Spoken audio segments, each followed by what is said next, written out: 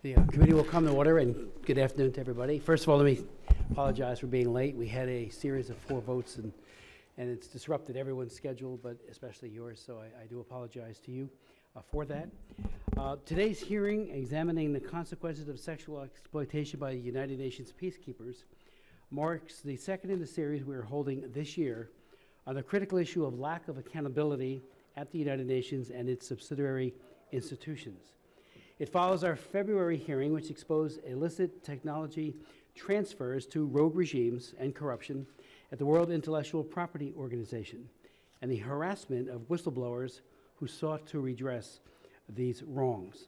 It also follows on a series of hearings that this subcommittee held about a decade ago, when we examined allegations of sexual exploitation and abuse of minors by UN peacekeepers in the Democratic Republic of the Congo, and the need for true reform that would end the victimizing of the vulnerable by those who are supposed to be the protectors.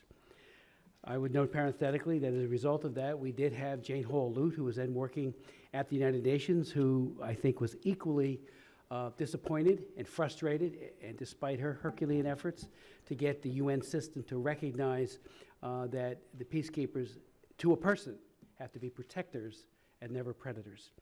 Sadly, what was happening in the DRC more than 10 years ago today is repeated in places such as the Central African Republic and in Haiti.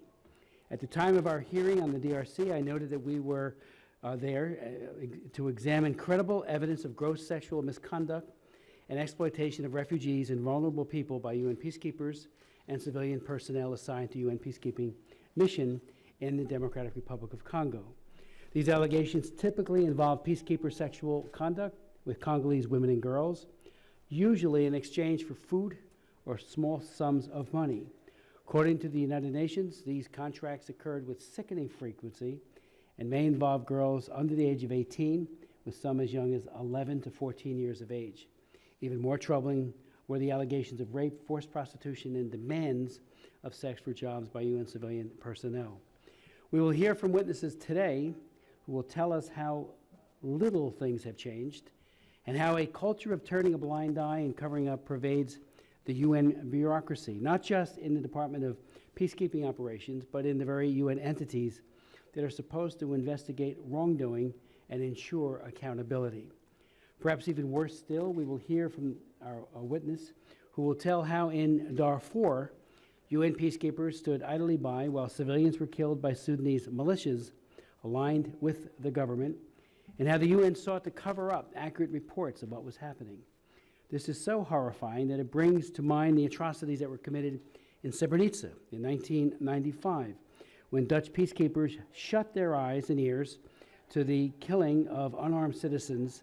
As a matter of fact, facilitated their getting on buses in order to go to their horrific deaths. I'll never forget, soon after that happened, we had the chief translator who was there with Mladic, or Karadzic, I should say, and the Dutch peacekeeping commander, and he lost pretty much the entirety of his family, and couldn't believe the enabling that happened in that so-called UN safe haven, again, which cost the lives of well over 8,000 Muslims, and I've been back to Srebrenica, and it is a black mark, if ever there was one, on the UN efforts.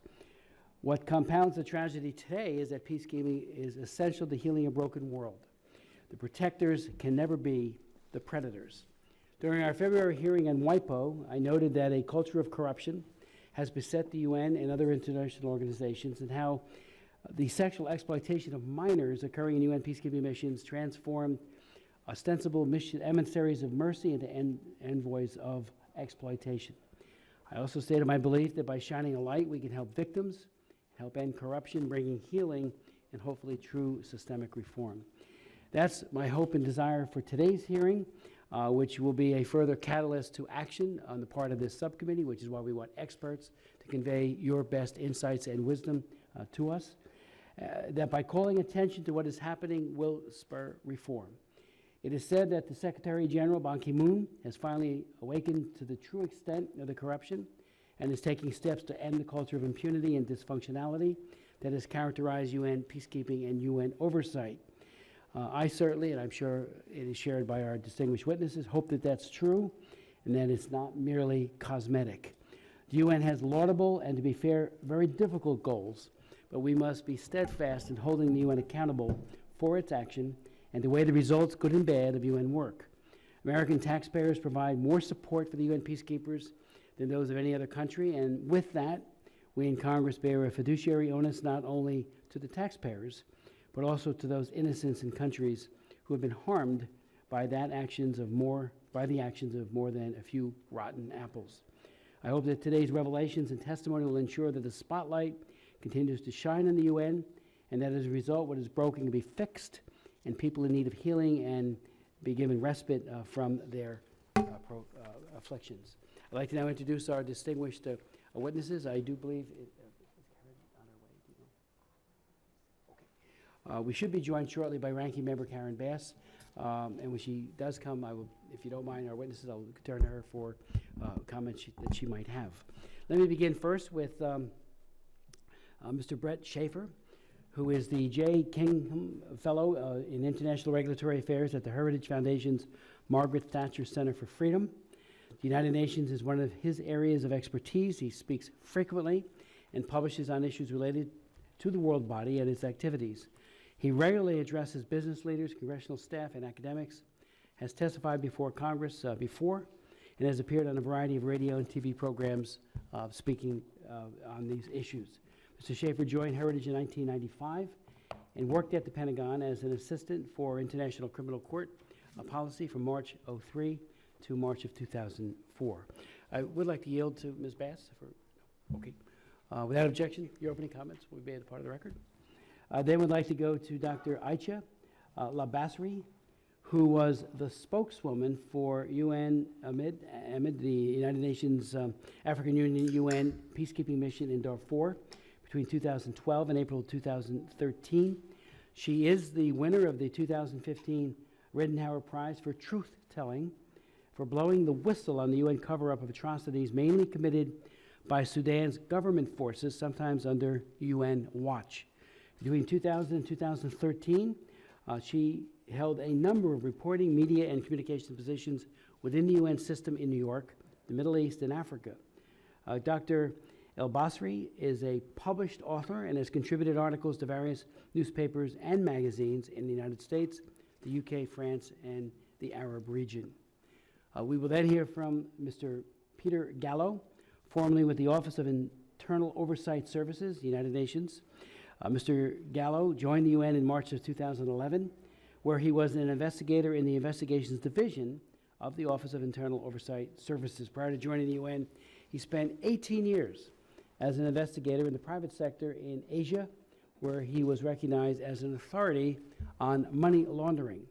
Mr. Gallo admitted to the practice of law in his home country of Scotland, Hong Kong, and in New York. He has had a number of articles published on money laundering and investigations management, spoken at numerous conferences, and taught courses in these subjects as an adjunct lecturer in Hong Kong. We'll then hear from Mr. Jordi Hannum, am I saying that right? Hannum, sorry, who has almost 20 years of legislative, analytical, and advocacy experience, including roles on Capitol Hill, political campaigns, and within NGOs. As a senior director of the Better World campaign, he guides its legislative and advocacy efforts around the support for the United Nations.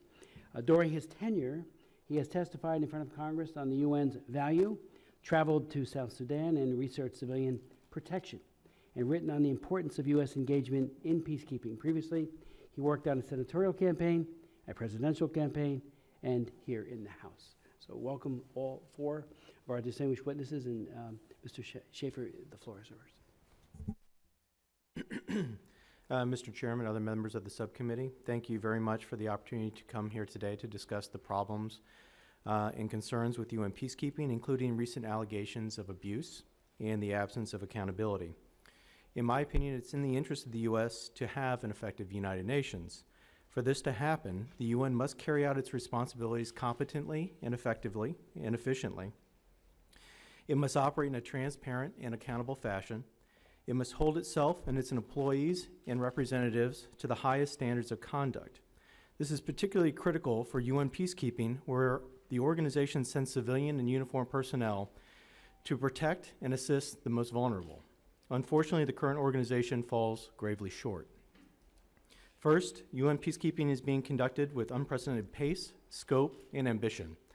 These increasing demands have revealed ongoing serious concerns and problems, including poor transparency, mismanagement, and corruption that have led to waste, fraud, and abuse in procurement and contracting, negligence and disregard that can lead to unintended tragedy, such as the introduction of cholera into Haiti by UN peacekeepers, engaging in partnerships with governments that are non-democratic, corrupt, or hostile to human rights, and depending on peacekeepers to defend civilians despite a documented widespread reluctance to respond when civilians under their protection are threatened.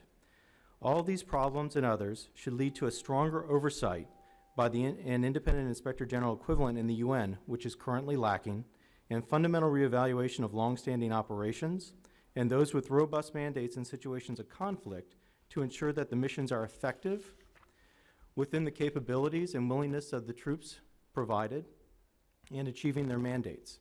Second, because the UN and its employees enjoy broad protections and immunities, the organization has an extremely heavy responsibility to self-scrutinize, self-police, self-correct, and punish wrongdoing. Unfortunately, accountability in the organization has been lacking. Focusing specifically on peacekeeping, the most troubling problem is the frequency with which civilian and military personnel prey on the very people that they are supposed to protect. Last year, it was revealed that senior UN officials tried to bury detailed knowledge of abuses by non-UN peacekeepers in the Central African Republic. Worse, they then tried to fire whistleblower Anders Campos for sending those details outside the UN so they might be addressed. A UN-appointed independent review panel released a report in December condemning the UN for, quote, a gross institutional failure to respond to the allegations in a meaningful way, unquote. Unfortunately, the trends for sexual exploitation and abuse by UN personnel are going the wrong way. In 2014, there were 80 allegations. In 2015, the UN reported 99 allegations. 16 of those allegations occurred in 10 peacekeeping operations and involved individuals from 25 different nations. 30 allegations involved UN personnel in organizations, funds, and programs not related to UN peacekeeping. Last month, however, the Code Blue campaign announced that they had learned of 108 new cases of sexual exploitation and abuse in the Central African Republic. The problem appears to be getting worse, not better.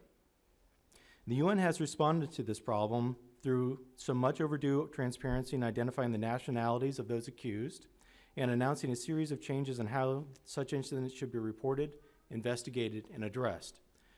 The Security Council has endorsed the plan, and we have seen repatriation of troops and units with patterns of misconduct for what I believe is the first times. However, the problem has never been the stated intent of the organization to address these problems. The problem has always been a failure to follow through on those stated plans.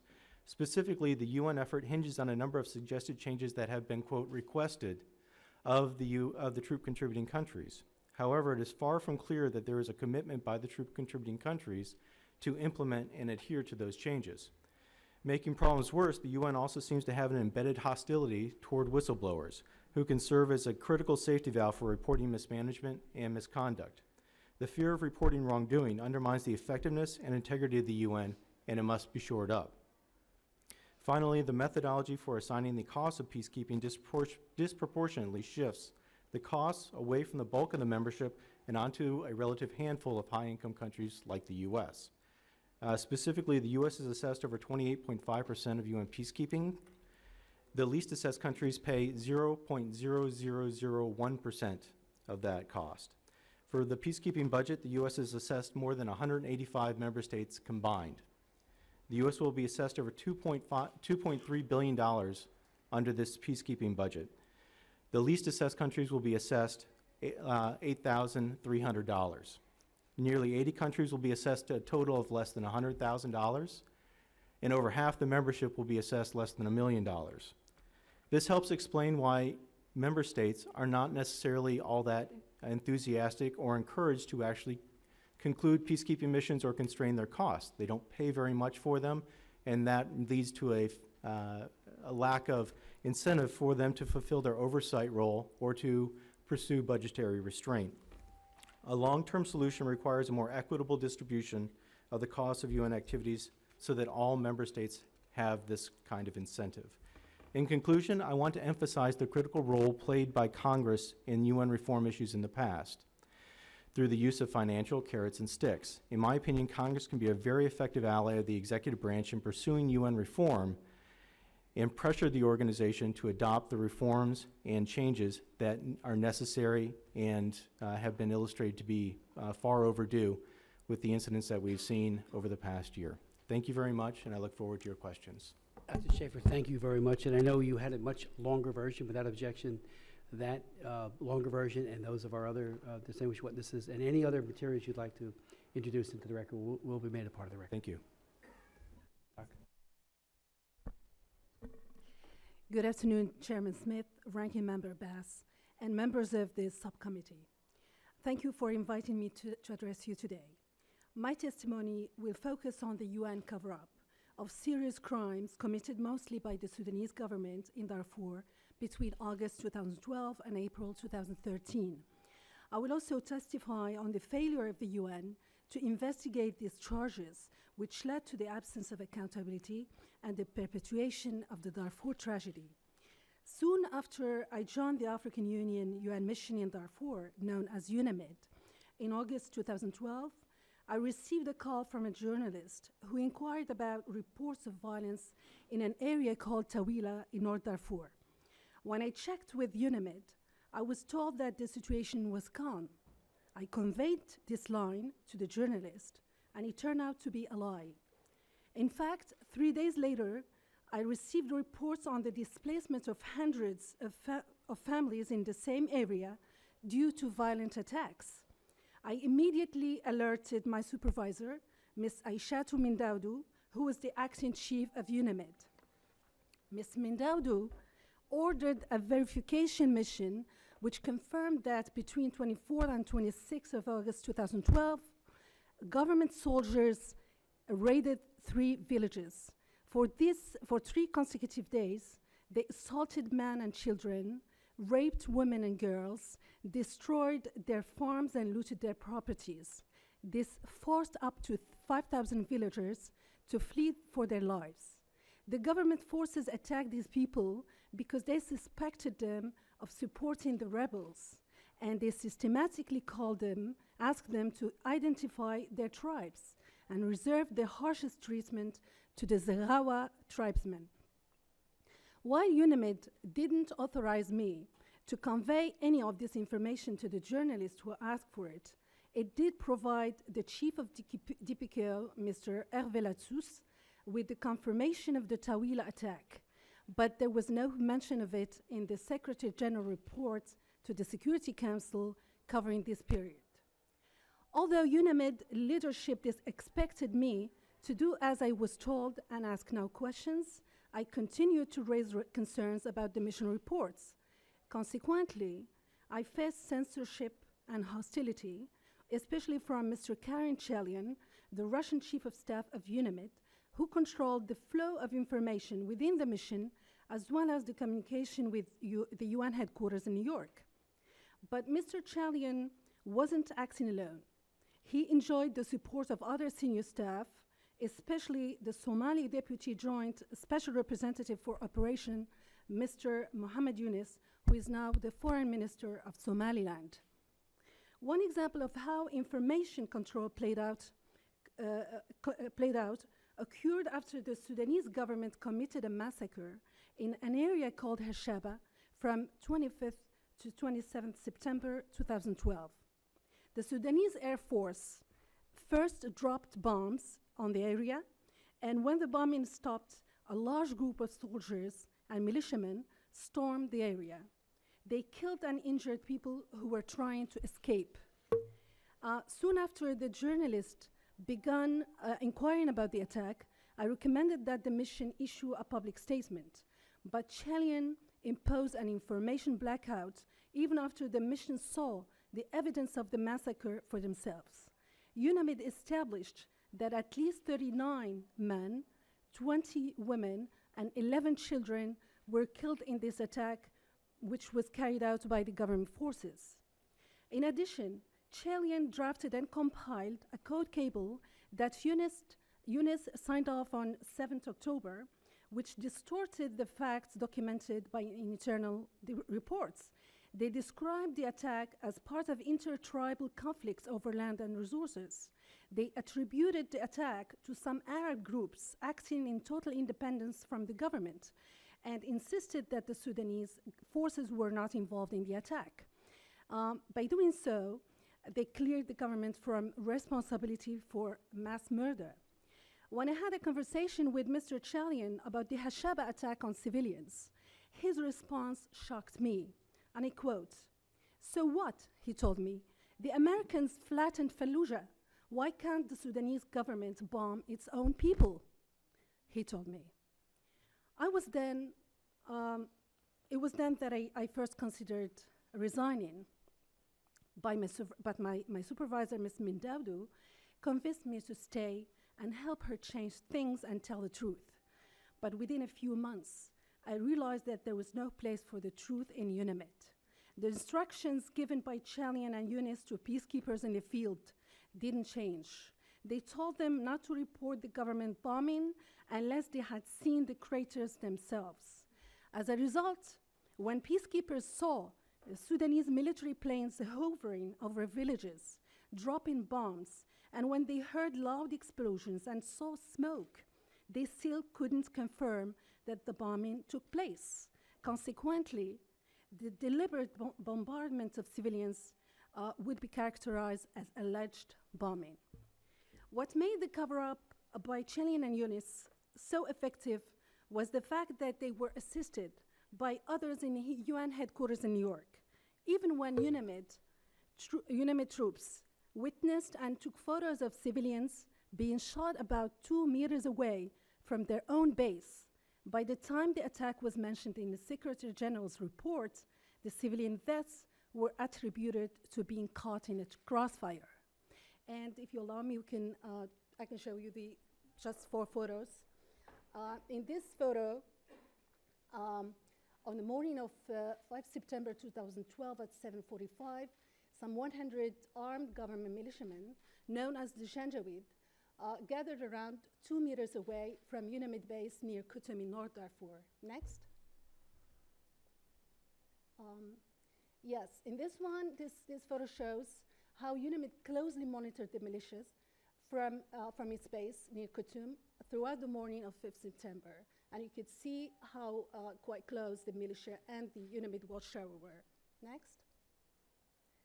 At 11:25 a.m., the militia stopped a group of civilians in a truck. They shot dead, 1 man injured, 8 others, while UNIMIT forces were monitoring and taking these photos. A few days later, 2 more men succumbed to their injuries. Next, please. Here's the response of the UNIMIT. They took care of the dead and the injured. Next, please. And here's the real problem. This is how both the Secretary General reported on the incident and the press release.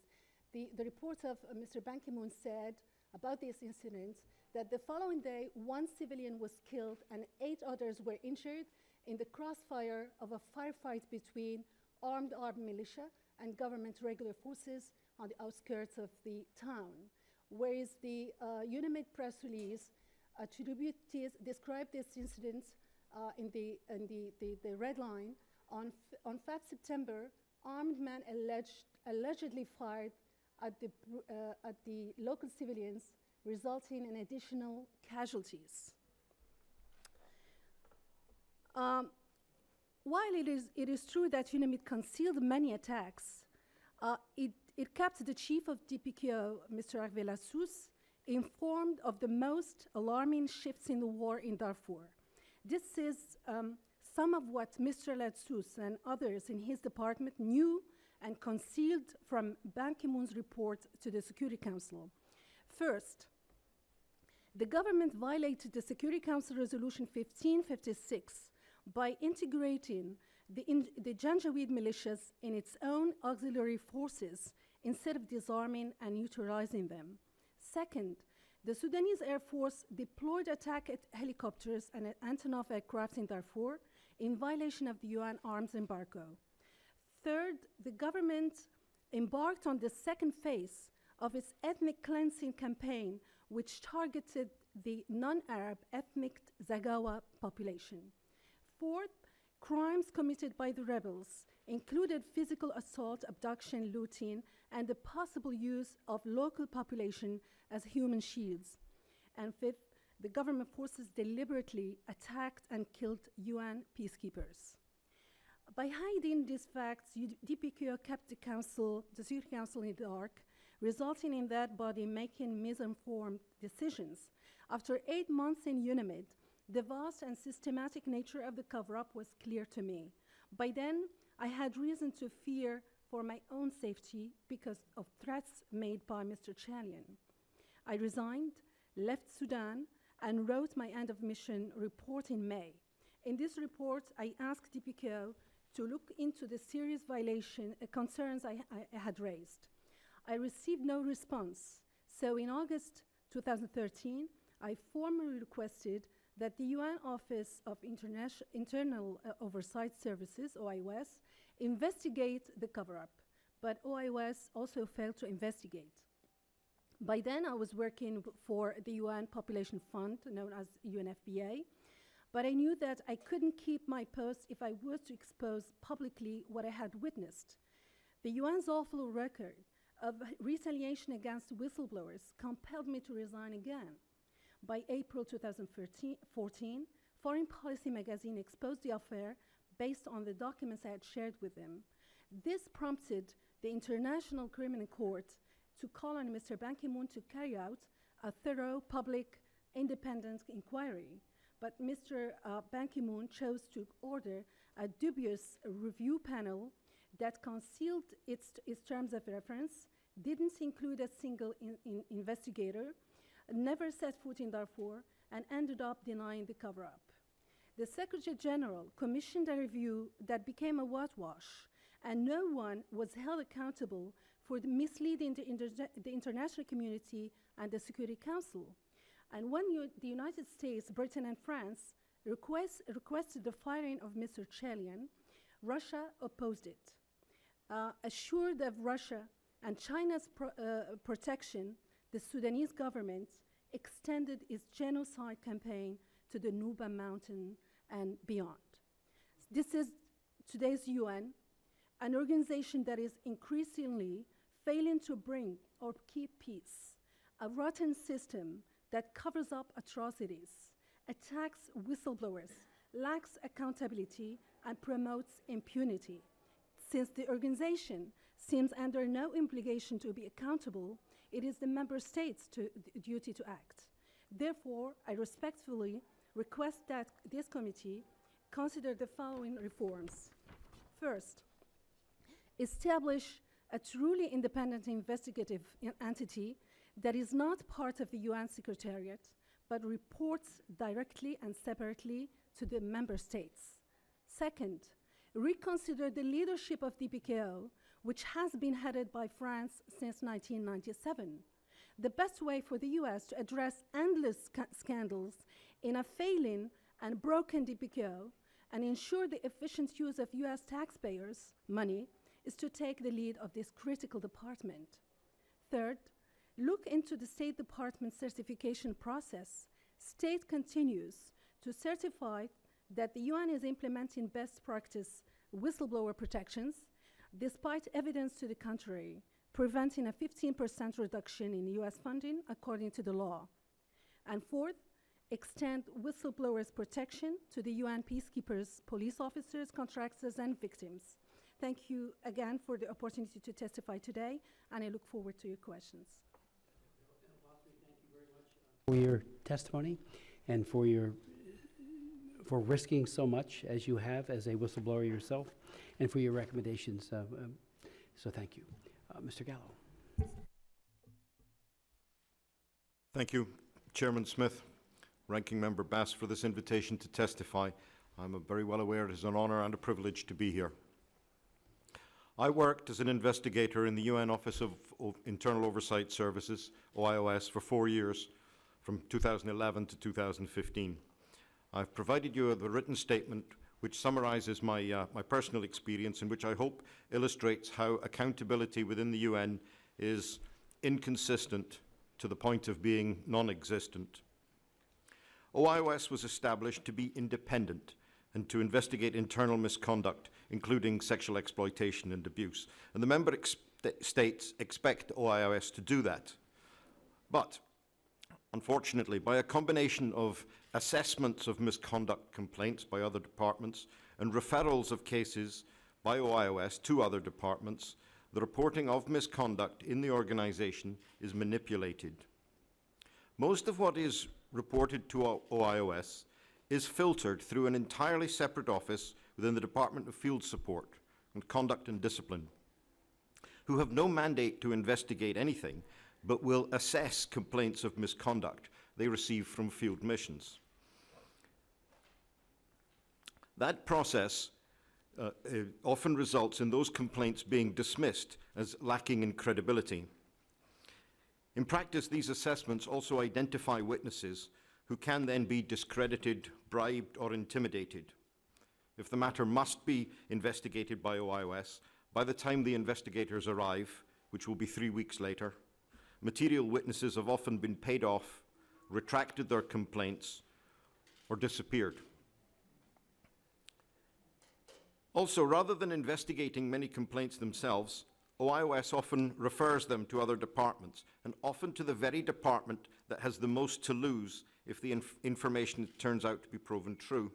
And I've given you several examples of that in my statement.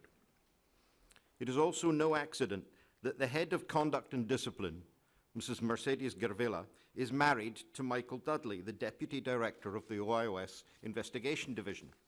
And the UN and the Ethics Office see no conflict in this. But the concern is that OIOS will never challenge any assessment by conduct and discipline that a complaint is not credible. And if a complaint about something potentially embarrassing is received, instead of investigating it themselves, OIOS will refer it back to the Department of Field Support or somewhere where it can be made to disappear. What we're seeing with reports of more and more cases of sexual abuse by peacekeepers, particularly in the Central African Republic, I attribute to one thing, and that is attention by the press, particularly as a consequence of the Code Blue campaign. Because of that, reports are being brought to the attention of OIOS directly. This press attention began last year with the UN's attempt to retaliate against Mr. Anders Kompass for having had the initiative and the integrity to do something about the sexual abuse of children. But the Kompass case also demonstrated something else, and that was that Susanna Malcora, who was Ban Ki-moon's chief of staff at the time, was taking the decisions and was driving the investigation. And that shows that OIOS is not independent. It is actually a resource used by senior management for political ends.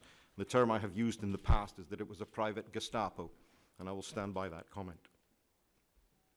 OIOS's credibility has been damaged by that, and also by the Nguyen Krop and Postica case, where Deputy Director Dudley was found to have tampered with evidence and then retaliated against investigators who reported that. The UN only took action against one person following that case, and I'm pleased to say that was me. And that was not for evidence tampering, that was for making a satirical reference to the evidence tampering on a whiteboard that nobody saw. Now, a couple of weeks earlier, I had reported another OIOS investigator for what I believe was perjury. That was overlooked. The investigations director, Mick Stefanovic, was subject to an investigation for a comment he had made 18 months earlier about rats in the New York subway. When he tried to bring a counter-complaint against the OIOS unit chief for reporting that in bad faith and for misleading the tribunal, the UN was not interested. The concern is that a UN staff member who reports serious misconduct is committing career suicide, and the Ethics Office simply failed to protect them.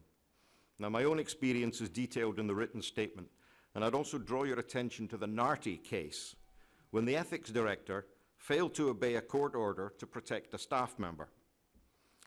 Now, that case was doubly ironic because the official responsible for the retaliation, or Mr. Barabanov, had earlier been found by OIOS to have illegally obtained a UN firearm. And the UN Director General in Nairobi had tried to have him disciplined for that at the time, but instead it was she who ended up being dismissed. And that is the reality of accountability in the UN. It is dependent on who you are and who you know. And maybe a third one, what you know about who you know. The dysfunction in the UN cannot be dismissed as a few isolated problems or attributed to a few bad apples. These problems are deeply ingrained in the culture of the organization. Now, I can, and I frequently do, laugh about it, but I'm not here today because this is funny. It is not a joke for the women working in the UN who are afraid to report sexual harassment. It is not a joke for the member states whose tax dollars are embezzled and squandered paying for this charade. And it is most certainly not a joke for the women and children raped and sexually exploited with near impunity by the organization that they must rely on for their very survival.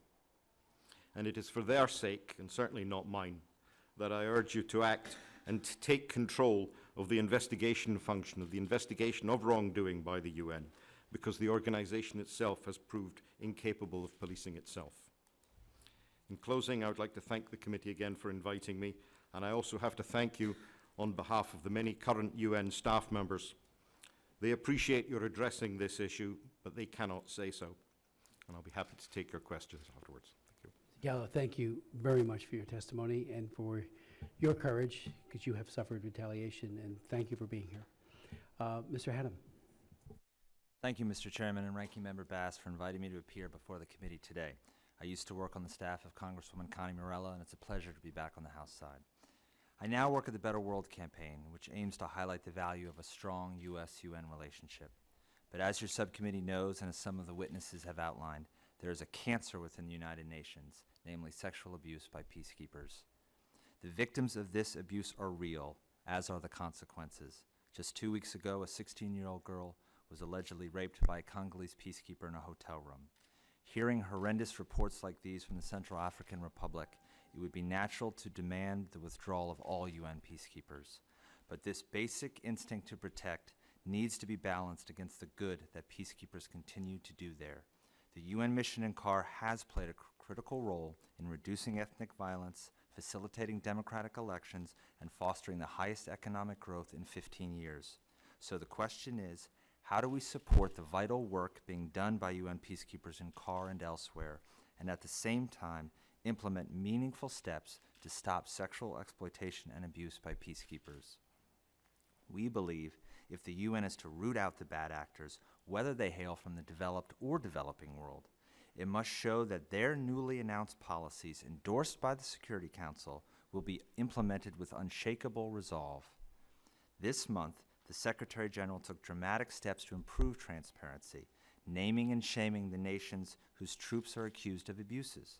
He has also kicked out an entire military contingent over evidence of widespread and systematic abuse. Again, a first. Though overdue, these actions are the right course. Even so, these measures will mean nothing unless they are actively and consistently enforced. Further, we argue that for those countries where there's evidence of widespread abuse, they should also be blocked from joining new missions. At the same time, this does not mean that the international community should accept a weak response to conflict and mass atrocities. Rather, we must demand that more countries shoulder the load. As it stands, there is a shortage of well-trained troops for a growing number of increasingly complex, dangerous missions. The significant increase in the size and scope of peacekeeping missions, together with the near withdrawal from peacekeeping by European and American forces, has taxed the ability of the UN to recruit the best trained and equipped troops. If peacekeeping is to ultimately address sexual abuse, the responsibility must not sit with the UN alone. Other member states need to answer the bell. The United States in particular can play an important role in the areas of training, accountability, investigations, and vetting as outlined in my written testimony.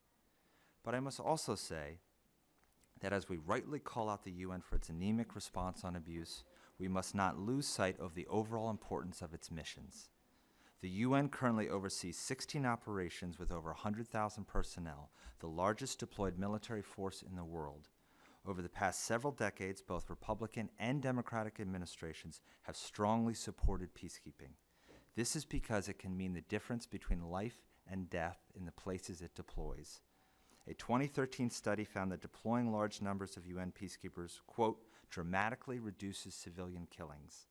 In South Sudan, where I know you just were, Congresswoman Bass, UN forces are currently working to protect nearly 200,000 civilians.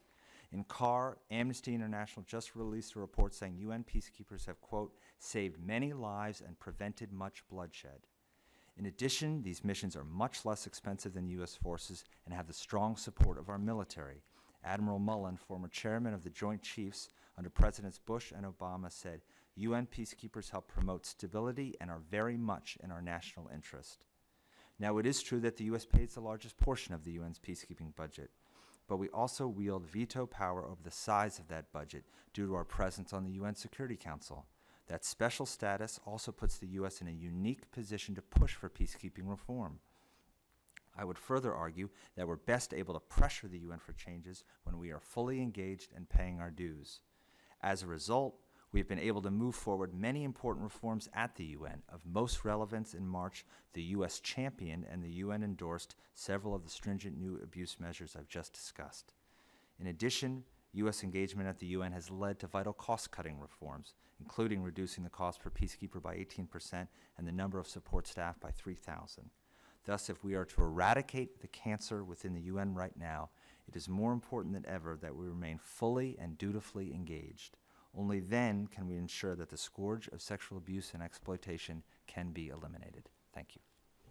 Thank you very much for your testimony and insights. Let me begin with some questions, beginning first, if I would, with Dr. Al-Basri. The whistleblower protections that you have outlined, of course, Congress, as you point out, in 2014 and 15 did pass legislation, it's law, and WIPO is pretty much the one, and they don't derive their money from us in terms of percentage of our giving, it's from other sources, and that was brought out very, very clearly in our hearing just a few months ago. Why do you think the administration has not tried, or has it, applied the 50% withholding to some of the other agencies, and others might want to jump in on this, because it seems to me that when you have a penalty and you fail to use it, it is the victims that are the ones who are hurt, and that includes victims within the UN system itself, who would like, as Mr. Gallo said, would speak out, but obviously can't because there is a fear of retaliation. Is there an enforcement problem on the part of the U.S. in terms of applying that law? Secondly, when we heard of the allegations, and they turned out to be true, of rape and horrific sexual abuse of young children in DR Congo, not only did I go there, I went to Goma, met with the peacekeepers, met with the government officials there, but also held a series of hearings, and we got ironclad promises from the United Nations. Kofi Annan issued his zero tolerance policy, which looked fabulous on paper, and by the time we got to like the third hearing in the hearing series, we dubbed that hearing zero tolerance, zero compliance, because it was just not being implemented at the tactical and at the operational level. So I'm hopeful that Ban Ki-moon is serious, but you're only as good as your chain of command, and it would seem, and your recommendations, all of you on this would be very helpful, if OIOS is not independent, as you have said, Mr. Gallo, that's a huge chink in the armor of protection. It seems to me that there ought to be prosecutions of those who commit these terrible crimes, and naming and shaming, that lasts for a day and then the country moves on. There's a whole lot of naming and shaming going on at the UN all the time, but does it have any impact? I think disqualification might be a more apt way of countries or brigades or whatever, certainly individuals, and the maintenance of a list of people so others don't get on the list again and end up 5 years later being deployed to recommit their abuse. So if you could speak to that, how do we get the OIS to be independent again? Enforcement of the U.S. law, how do we make that better? Again, a sanction that is not implemented is a paper promise that becomes very weak and then non-existent in reality. The cholera issue, Mr. Schaefer, thank you for bringing attention to that. The fact that that strain, some of you might want to speak to how well, health-wise, are peacekeepers vetted to ensure that communicable diseases are not brought with them to extraordinarily vulnerable populations whose immune systems are next to nil, who could pick up those diseases, and like what happened in Haiti. And I have other questions, but that is an opening. Yes. Thank you. Thank you for these questions. Regarding the first one, which is the reduction of 15% of the U.S. contribution and the law that passed regarding this issue, it hasn't been implemented widely because there is a problem with the U.S. Department certification process. What happens is that so far, since the law has been adopted 2 years ago, the only case that we have is the WIPO case. But many organizations, including the Government Accountability Project, documented ample evidence that shows that the UN is not abiding, is not complying with the implementation of best practice whistleblower protections. There are many cases that can be communicated to you later on this issue. So we're wondering why the lack of implementation of best practice whistleblower protections is not documented in this certification process. So I think it's the mechanism that there's something wrong with the mechanism here that needs to be looked at. So this is the first question. Regarding the issue of rape and the zero tolerance policy, I think what we hear about right now is the tip of the iceberg. Most of the attention is directed towards the troops, the countries who are contributing the troops. But the problem is much wider than that. We're talking about civilians, local populations being raped and sexually abused by local police, by the international peacekeeper police forces, by also the civilians within the missions. And we're not hearing the UN talking about this. And there's a very important report that came out in 2013, which clearly said that the information we're having is really it's a drop in the ocean. Why? Because there is a huge reporting mechanism. There are problems with reporting at the UN, and this is across the board. Absolutely, and this is across the board. This is not limited to the PKO. This is a problem within every agency I worked with. I noticed the same problem. The UN is not telling the truth about the reality. It's not telling the truth about the misconduct of its own troops. It's seeing things but not saying it. And the whole problem starts there. If you're not telling the truth, there's nothing you can address later on. You will be basically just addressing the surface. And since you were so much involved with it, why the cover-up of the, as you pointed out, 100 of Sudanese soldiers, up to 150 military vehicles raided 3 villages, and then you went on to describe the terrible consequences of that. Why cover that up? Well, that's exactly what I wanted, a truly independent inquiry. I wanted to see why. I mean, there are speculations. I can only guess that there are some people at the level of the leadership of the mission who had some agendas other than the UN agendas. And I mentioned names, and I hope that there will be an inquiry about this. But there is also a culture of the UN's cover-up. People cover up for different reasons, for saving the image of the UN, for not embarrassing themselves, for keeping their jobs, also for the partnership with dictatorship regimes. There are so many reasons for the cover-up that need to be addressed. So talking about the certain problems and referring to the very few bad apples, I think we're not helping the UN by advancing such a diagnosis. The problem is systematic. It's a system problem, not a person problem. It's the UN is broken today, and the addressing any issue has to start with the truth.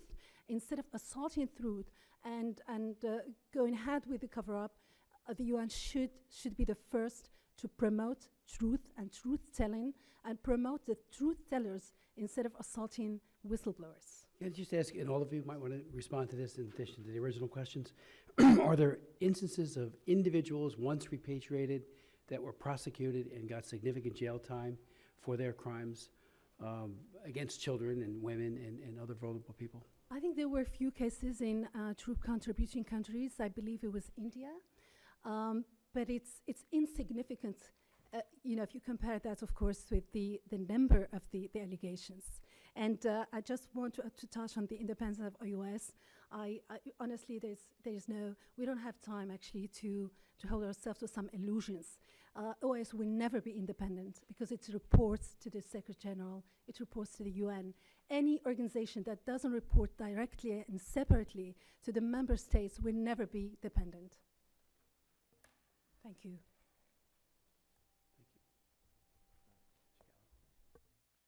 Thank you, Mr. Chairman. On the subject of the 15% budget withholding, I think it's important to realize that in the 12 months after that was passed, the United Nations Appeals Tribunal decided the case of Wasserstrom. Mr. Wasserstrom was seriously retaliated against over a number of years. The significance of that appeal court decision was that because of the way that the regulations were written, which is SGB 2005/21, what should happen is that when the staff member applies for whistleblower protection, the ethics office make a recommendation to the Secretary General that he be protected accordingly. The appeals tribunal decided that because it was only a recommendation, right, that the staff member did not have a legal right to challenge the decision of the ethics office. That basically means that whistleblower protection is a privilege and not a right.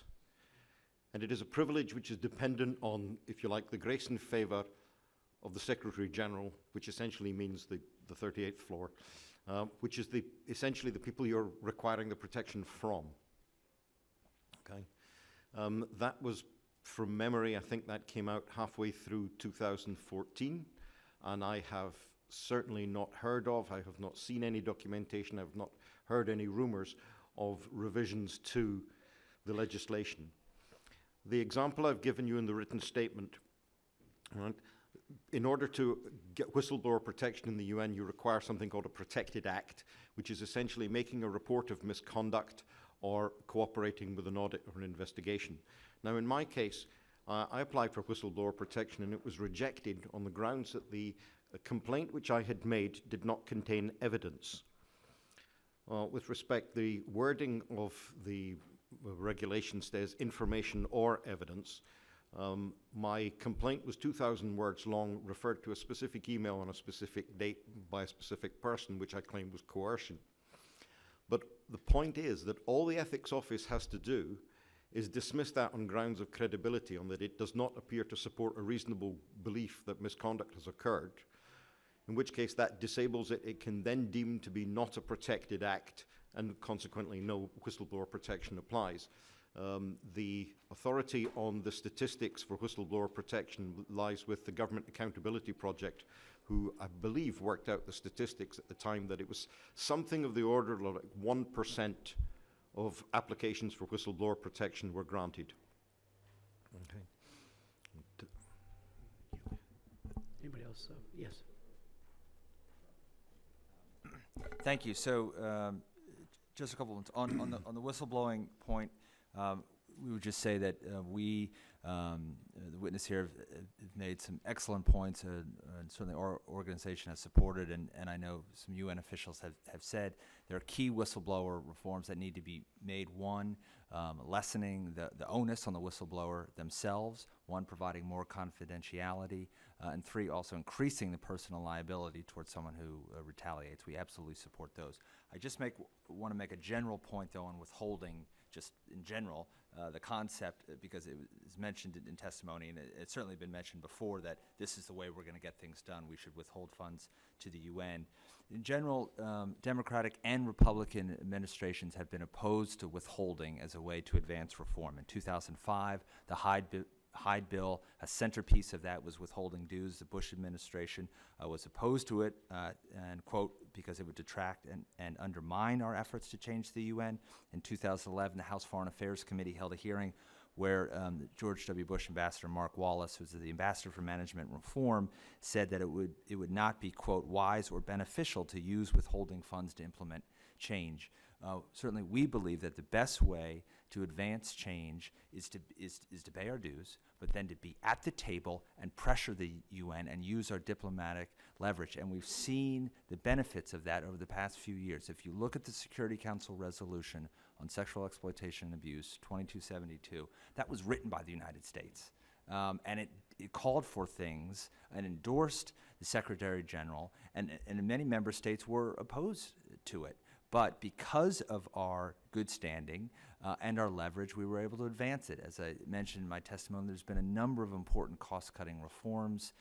There was a major changes pushed by the U.S. mission this December to changes in how staff salaries are calculated. This could lead to hundreds of millions in savings. And again, that doesn't happen if we're not there at the table in good standing and then to say, look, we're here, but now we're asking for these changes. And I think that's why it's important. And I think in terms of sexual exploitation and abuse, what the Secretary General has called for, the naming and shaming, kicking out countries, that's absolutely critical. And that's something the U.S. has supported, and I think it's extremely important. I also want to address the question on jail time. So that has been a major problem with the UN, but I would also say, other armies in terms of just the overall investigations. I think of the investigations which have found to be substantiated, only 55%. Has there been any type of disciplinary action? That's something in our testimony that we call that the U.S. really needs to use its bilateral pressure on countries. But I would say, sadly, this is a problem for major armies and countries. In terms of the French troops, and in CAR, there has been no accountability for what the French troops have done. No punishments yet. And I saw just a few days ago a report in terms of the U.S. military was actually looking at Japan, but these were DOD documents showing that hundreds of cases of U.S. personnel, almost no personnel went to prison, and in 30 cases, all they got was a letter of reprimand, and this was for rape and sexual abuse. So this is a major problem, but not just for the UN. Thank you. Thank you. I think you were asking why the administration doesn't hold organizations to account for failure to fully implement whistleblower protections or to enforce the standards that they do have. Jordy laid out quite well the mindset, which is we don't want to upset the apple cart. We don't want to ruffle feathers in the organization. And oftentimes what happens is the U.S. administration, Republican or Democrat, will have very specific, often controversial policy objectives that they want to achieve through the organization. And in that calculus, oftentimes reform of the organization comes second. That's the way it works. They have a policy agenda. They want to achieve that. Pursuing reform of the organization, whistleblower protections, and other changes will perhaps upset other member states and lessen the ability for us to get the policy objectives done. And that is actually why Congress has a role here. Congress can provide perspective and instructions on reform through legislation that would require and assist the administration to focus, it doesn't matter if it's Democrat or Republican, to focus on achieving some of these fundamental institutional reforms. And I'll point out that the OIOS actually was established because Congress was threatening to withhold money in 1994. There was no Inspector General equivalent at all in the UN organization until the U.S. withheld money, and we withheld it because of instances of waste, fraud, and abuse that that the Congress at that time thought were unacceptable, and that threat of withholding resulted in fundamental change. And the OIOS, which is inadequate, wouldn't have existed at all without Congress. Second, on the SEA and the Security Council resolution, if you take a look at that resolution, it urges member states to do things. It calls on member states to do things. It requests member states to do things. It does not instruct member states to do anything. The troop contributing countries. It is not a binding document that forces troop contributing countries to do anything. It asks them to. And as we have seen in the past, what happens in these instances is that the UN does just enough to deflect attention away from the scandal and the press attention long enough for the eyes to go somewhere else, and then we don't see the follow-through. The UN has had a zero-tolerance policy on SEA for over a decade now. And yet, here we are, having this hearing, talking about the exact same problems that led to that zero-tolerance policy back then. It's a lack of follow-through. And when you have requests from member states, the Secretary General's report is like this too. It has lots of ambitious plans, lots of agendas in there that are in development, that have yet to be concluded, that are projected to be implemented, that request the member states to do X, Y, and Z, but it doesn't actually require them to do that. In terms of, I'm sorry, there was another question that you, OAOS independence. That is a fundamental problem. The Office of Independent Oversight Services, the lack of independence. Everything has to go through the bureaucracy. And when you are reporting on the actions of the bureaucracy, yet you have to report through the bureaucracy, that is not an independent system. And you can't expect it to operate in an independent fashion under that scenario. It doesn't have an independent budget. Therefore, it has to go through the regular system for resources. Very problematic. That needs to be fixed. I would also suggest, and I make this suggestion in my testimony, I believe, that the U.S. State Department should set up a separate IG unit in the State Department's IG office to look specifically at international organizations like the United Nations. We are the largest contributor to those organizations. We have a very strong interest in making sure that taxpayer funds are used well there. And I think that we should set up a dedicated unit to look into not just peacekeeping, but the UN system as a whole, and have a series of experts set up there to do that. Thank you very much. Thank you. Ms. Bass. Thank you very much for your testimony and also for your courage to all of the panelists. So I wanted to ask some questions and really kind of focusing on, what are the solutions. I always have difficulty with the idea of the U.S. withholding money, though, because to me it seems like that just increases the resentment of the U.S. So I'm not really sure how that, produces reforms. But my colleague here, Mr. Chair, was just mentioning how in hearings that had been held before, then all these promises were made and never really enforced. And I was wondering if the U.S. has continued to raise that within the UN, and are there promises that the U.S. could participate in a hearing too? So kind of, where do we fall in those list of promises? And when you mentioned more countries sharing the load, and I looked at the numbers for the European countries, how they've gone down dramatically. Have we, the U.S., raised this with the EU?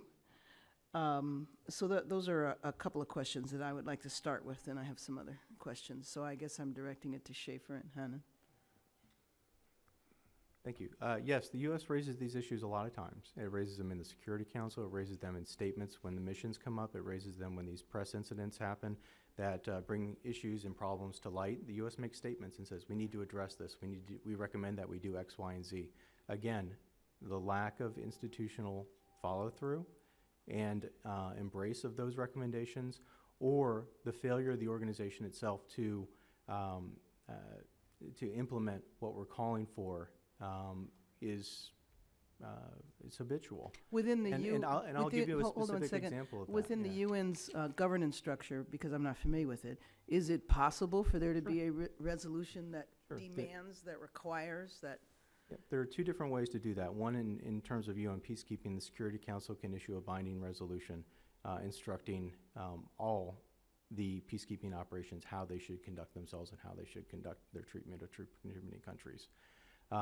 The General Assembly is the legislative body that, in essence, instructs the Secretariat on its rules, and the General Assembly can pass a resolution telling the Secretary General and the Secretariat how to address various matters in a very direct way. So has the U.S. attempted to do that and it's been vetoed by the Security Council, or have we not attempted to?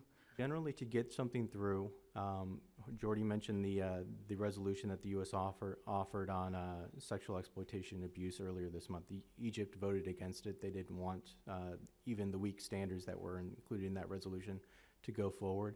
And it's generally a negotiating process. You do have to get a certain number of countries to support it, and you also have to avoid a veto by the 5 permanent members to get that resolution through in the Security Council. In the General Assembly, it's even worse. I mean, you have to get a majority of the General Assembly to support it, and a lot of those countries aren't interested in whistleblower protection policies, for example, or in terms of in the sense of troop contributing countries. Many of them are major troop contributors, and so they don't want to have the standards put into place by the General Assembly that they themselves may oppose domestically. Okay, thank you. Mr. Hanna? Thank you. Yeah, a couple things just in terms of demands. Our director, Peter Yo, just put out an op-ed the other day in the LA Times talking about, it's called No More Rapists in Peacekeeping. It was quite blunt, but the importance of certainly what the Secretary General did in naming and shaming and kicking out countries, but what will be critical going forward is to hold firm there that countries with widespread and systematic abuse are not allowed back in, that this is absolutely essential, and the Security Council needs to back it. Now, in order for this to be successful, part of the problem is peacekeeping operations have gotten a lot larger, a lot more complex, and a lot more dangerous. And in places like CAR and Mali, when there are demands, the international community is saying there's a crisis happening right now.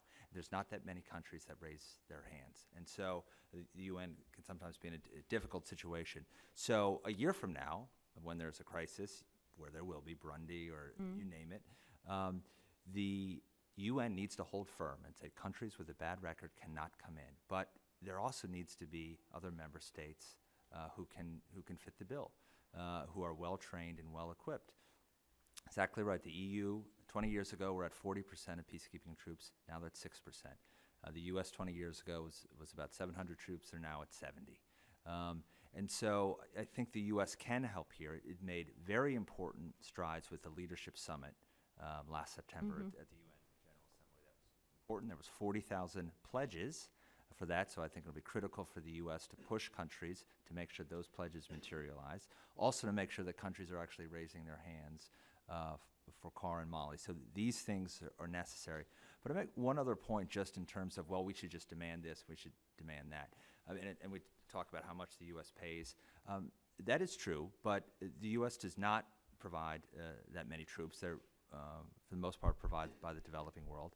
And as I said, these peacekeeping operations, this is not what it was 20 years ago. This is not observing a ceasefire.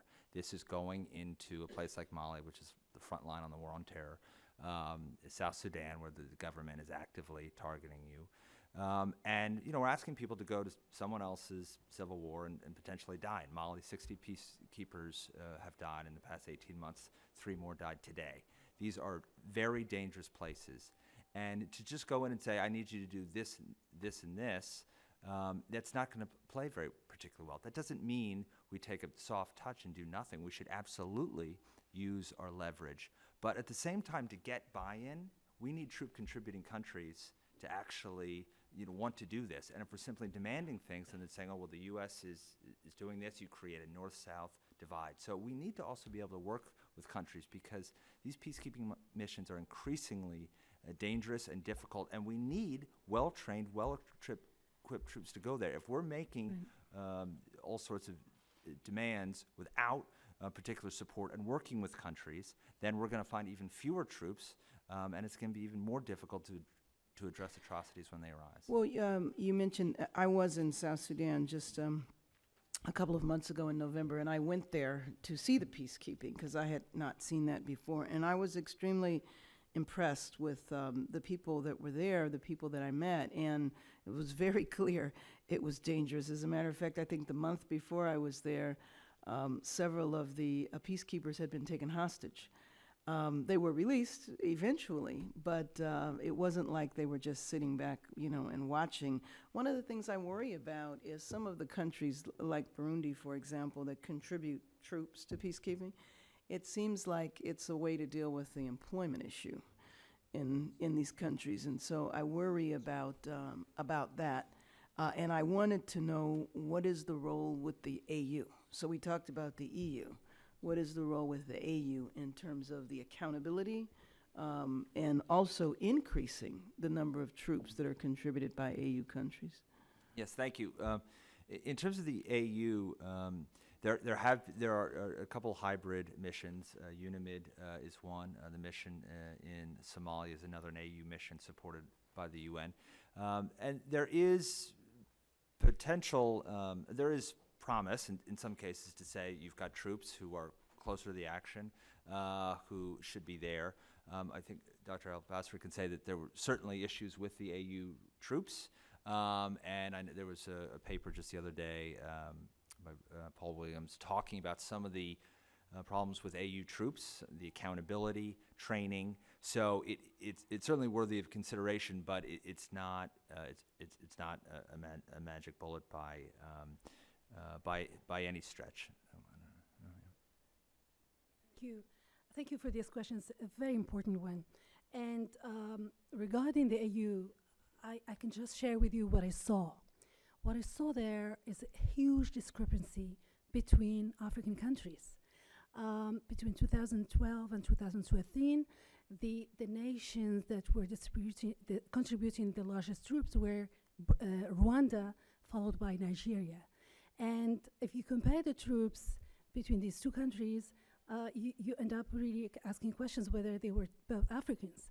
Rwandan troops were known for being well-trained, well-equipped, disciplined, whereas the Nigerian troops had all kinds of problems. I saw with my own eyes peacekeepers with holes in their shoes, peacekeepers who could not actually know how to hold the weapons, peacekeepers who were not trained at all. And there were jokes in the senior management meetings about cooks being recruited as peacekeepers. So there are all kinds of problems with the African Union countries. As you said, there is an employment issue because, as you know, each country that contributes a soldier makes $1,000 per month. And you just have to multiply that by 1,000 of troops they send. So there isn't a commitment from every single country. Every single nation is sending troops for a reason, political or economic reason. But one thing is certain, in general, there is a huge problem of performance, lack of equipment, lack of training, and lack of command. The main problem that was faced by UNIMID is the fact that the battalions in the field were not responding to the command of UNIMID.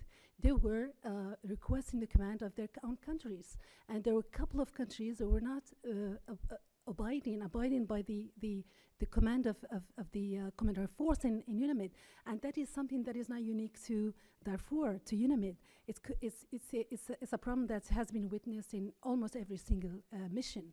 So it is extremely difficult to work with within a unified command, but as far as the African Union troops, there are huge problems, capacity problems, political problems, and also performance problems. And probably UNIMID is probably one of the best examples one can give. Oh, I'm sorry. If I could just follow up on that one last point, which is the compensation for the peacekeepers. It's about $1,400 per month right now. And there are strong economic and also just practical reasons for peacekeeping, for troop contributing countries to contribute there. First, they often make more money through the compensation per troop from the UN, which is $1,400 a month roughly, than they do for the cost of the peacekeeper themselves. And so that can actually be a plus up for their own defense budget. Sending them on peacekeeping operations is a training exercise. It can help professionalize them. It can help assist their efforts to bolster the capabilities of their own peacekeeping. It can also serve as a way to get practical experience and deployment abroad for their own troops. So there are a lot of incentives for troop contributing countries to engage in UN peacekeeping. And I think it's naive to think that if you just expect them and demand that they increase standards for training, if you increase standards for enforcement and investigation on SEA and other problems, that they would be completely disincentivized from engaging in this process. There's a lot of benefits to this for the troop contributing countries, and asking them to increase their own standards, I think, is a very reasonable ask. And you would not see a lot of troop contributing countries decide not to participate in the future if you did that. If I could just follow up one thing. I mean, to be clear, though, it is true they do it for a number of different reasons.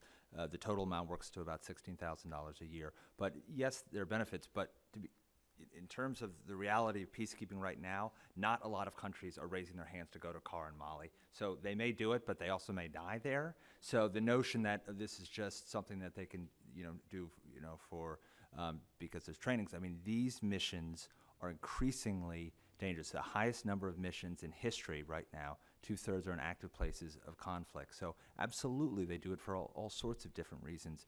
But you get what you pay for too. If we cut this down significantly, you're going to have more poorly trained troops, and studies have shown that the worse trained troops there are, the more problems you have. So absolutely, by no means are we saying that we shouldn't push for reforms. In our testimony, I lay out a number of different things that we need to do on training. We have an existing framework right now with the GPOI program through State Department. That should be much stronger. That should be augmented with more focus on sexual exploitation and abuse.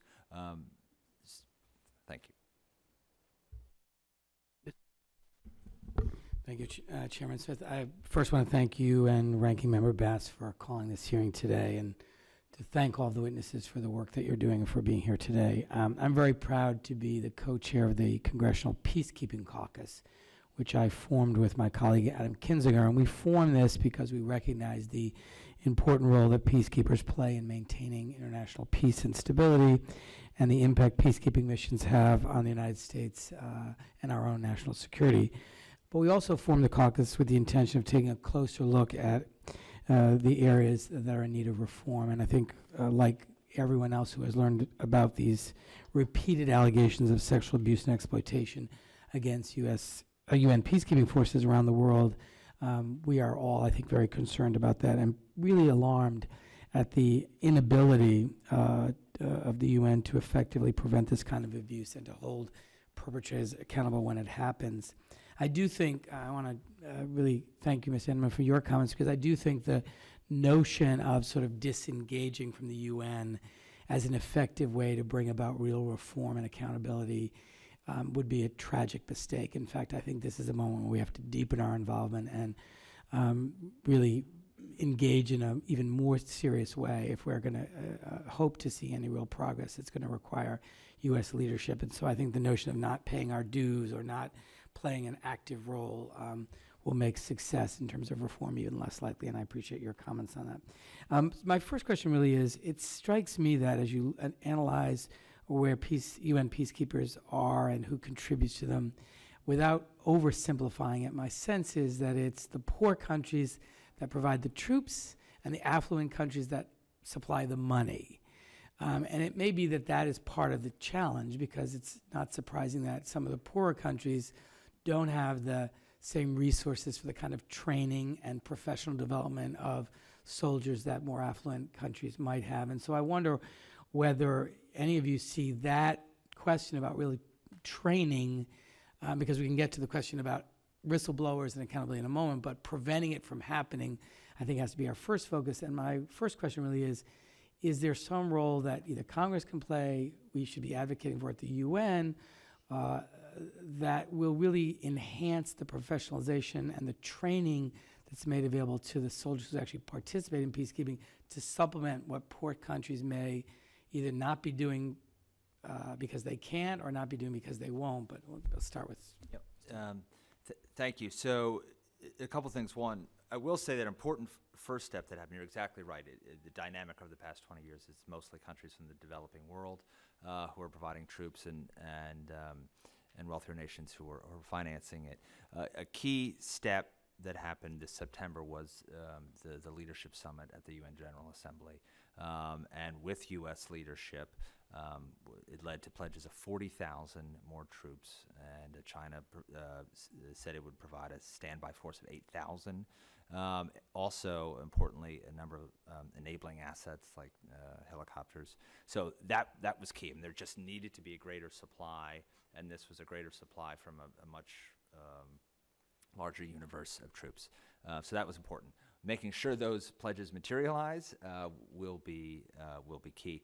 On the training front, you're exactly right, Congressman. This is an opportunity, I think, for the U.S. We have an existing structure, as I said, through the GPOI program, the State Department, that's trained over 200,000 peacekeepers over the last decade. But that training is basic. It's basic level training, kind of how to hold a gun. And so certainly in terms of sexual exploitation and abuse, that should be augmented. So we can, but I think one of the other issues is these peacekeeping missions are so much different than they were 20 years ago, where they were, for the most part, kind of observing ceasefires. Now the challenges in Mali are different what they are in CAR, different what they are in South Sudan. That training really needs to be tailored. And again, this is, the U.S. is not going to be providing troops anytime soon, but we have such expertise here. I was in South Sudan in August and just talking with some U.S. troops there, and they said just what a difference an influx of just a few troops would make just in terms of professionalization. But on the training side, we should really use these existing structures. This is not a significant amount of resources, but use our existing structures to make sure the training is tailored to where they're going, and then also it addresses certainly sexual exploitation and abuse. Well, you're right about the general trend. It's poor countries that are contributing troops and richer countries that are paying for the peacekeeping budgets. Although there is a shift, I must mention, which is China. China is now part of the top 10 contributing countries. It's a major change. They're sending more troops to African countries, and we see now with South Sudan. Basically, they are sending the troops where they have some vested interest to look after. But the question that the European and U.S. Contribution of troops have changed has to do with the change in the makeup of the peacekeeping. As you mentioned quite clearly, the peacekeeping are operating in danger zone and in combat zones. And this is not what peacekeeping is about. We have departed from the three core principles of peacekeeping, which is impartiality or neutrality, the non-use of force unless necessary, and also the consent of the all parties of conflict. We have put that aside since 1999 at least, and we have been sending peacekeepers without doing anything about the peace. And this is a major problem with peacekeeping today. Today, if you look at Mali, we are not talking about peacekeepers. These are troops, UN troops, that are fighting terrorism. And most of the countries who know the region, they think that the UN has nothing to do with this fight. Because in doing so, first of all, it doesn't have the capacity. It doesn't have the ability. And we are talking about peacekeepers who are sent to keep peace, not to fight war and let alone terrorism. You have a country like DRC, Congo, where the mission has been mandated to fight rebels. This has never been part of the UN mandates. You have other areas where you have the peacekeepers running after gangs. This is a huge change for peacekeeping. It's alarming. And I can tell you that as far as I'm concerned, when I left UNAMID, I didn't think of myself as a former peacekeeper. I thought of myself as a former warkeeper. We, in Darfur, we didn't keep peace. We kept genocide. It's really sad to say that, but most of the peacekeeping missions today, they are keeping wars. They are keeping conflicts running since 1948. If you look at Kashmir, what the UN is doing, what is called generally frozen conflicts, whether it's Kashmir, Cyprus, or Western Sahara, these are time bombs. We've seen recently a major crisis in Western Sahara when Mr. Ban Ki-moon walked into the region and without consulting, without visiting Morocco, and it completely transformed into a major crisis with the Polisario threatening to go back to holding arms. These are considered frozen conflicts that the UN has been keeping for so many decades, but these are time bombs. I think what I want to say here is that we should go back to the UN keeping peace, but bringing peace first in order to keep it, instead of waging wars and keeping wars ongoing. Thank you. I just want to echo what she said about the type of missions that the UN traditionally engaged in versus what we're engaged in today. Very different operations, very different circumstances. And there should be an underlying question about whether the UN is actually the most suitable vehicle for engaging in those types of operations. If you take a look at Mali, when did the UN get involved? It got involved after the French intervention. So the French got in there, they intervened, and then they handed it as quickly as they possibly could off to the UN. Well, there should be an expectation that if the French considered it enough in their interest to intervene in the first place, that maybe they should have a responsibility and an interest in seeing it through to the point where a UN operation actually could responsibly assume those tasks. On long-standing operations, I agree. A lot of these operations involve situations that are potentially fractious and could reignite. But you also have to question yourself, what have we been doing? You have a UN operation in Kashmir since 1949. You have Cyprus since the 1960s. You've got Lebanon since the 1970s. The Syria operation, UNDOF, since the 1970s. MINURSO since 1991. After 2, 3, 4, 5, 6 decades, you have to ask yourself, when are we going to see progress being made toward resolution rather than just keeping the parties from open warfare? And we need to be focused on that part of the equation. And if you could do that, you would have more resources for current operations, because the troops that are tied up there could be moved someplace else. And the resources that are tied up there could be moved and applied to more current crises. And the final question, or the final point I want to make is, on GPOI, I think the U.S. has a great deal of, a very important role on training. And I think it's very important that we do that. I think it's very important that the U.S. in particular do that, because our standards and our expectations are well laid out, and it's what we expect, and we want to make sure that others hear that message and they implement it in terms of their own operations. But a key problem, Jordy mentioned that there's 200,000 that have been trained under this. Where are they? There's not a retention of a lot of the people that we train. They go in, they go out, or that the training lapses and they don't adhere to those standards. Retention's a critical point of this. If we're actually trying to make sure that we have peacekeepers available that are trained to the standards that we expect, we need to make sure that those peacekeepers are actually there and retained, so that when something happens, they are available for deployment. And so that's a key element of this that I think needs to be emphasized. So if I may, Mr. Chairman, one more question? Okay. So there have been a number of suggestions made about things we could advocate for at the UN, maybe a different resolution that makes some of this compulsory rather than advisory. And I think recognizing it's an international organization, that may be difficult, but it's certainly something we should consider. A number of other reforms that have been suggested, and a number of things I think that we could suggest or press the Secretary General to do. But my final question is, are there any actions that you think Congress could take to accelerate the reforms that you've all testified to today, or any other action we would take that would help respond to this very serious problem that we see with respect to the conduct of peacekeepers? If you had one thing you would recommend Congress do. We've addressed a number of issues here today. OIOS independence is something that we know a great deal about, how to do an Inspector General unit and make it independent. OIOS was established because of congressional withholding. I think that we should stay exactly what we mean by an independent Inspector General equivalent there, and how that needs to be implemented. I would endorse using financial withholding if the UN proves reluctant on that, but it's obviously necessary.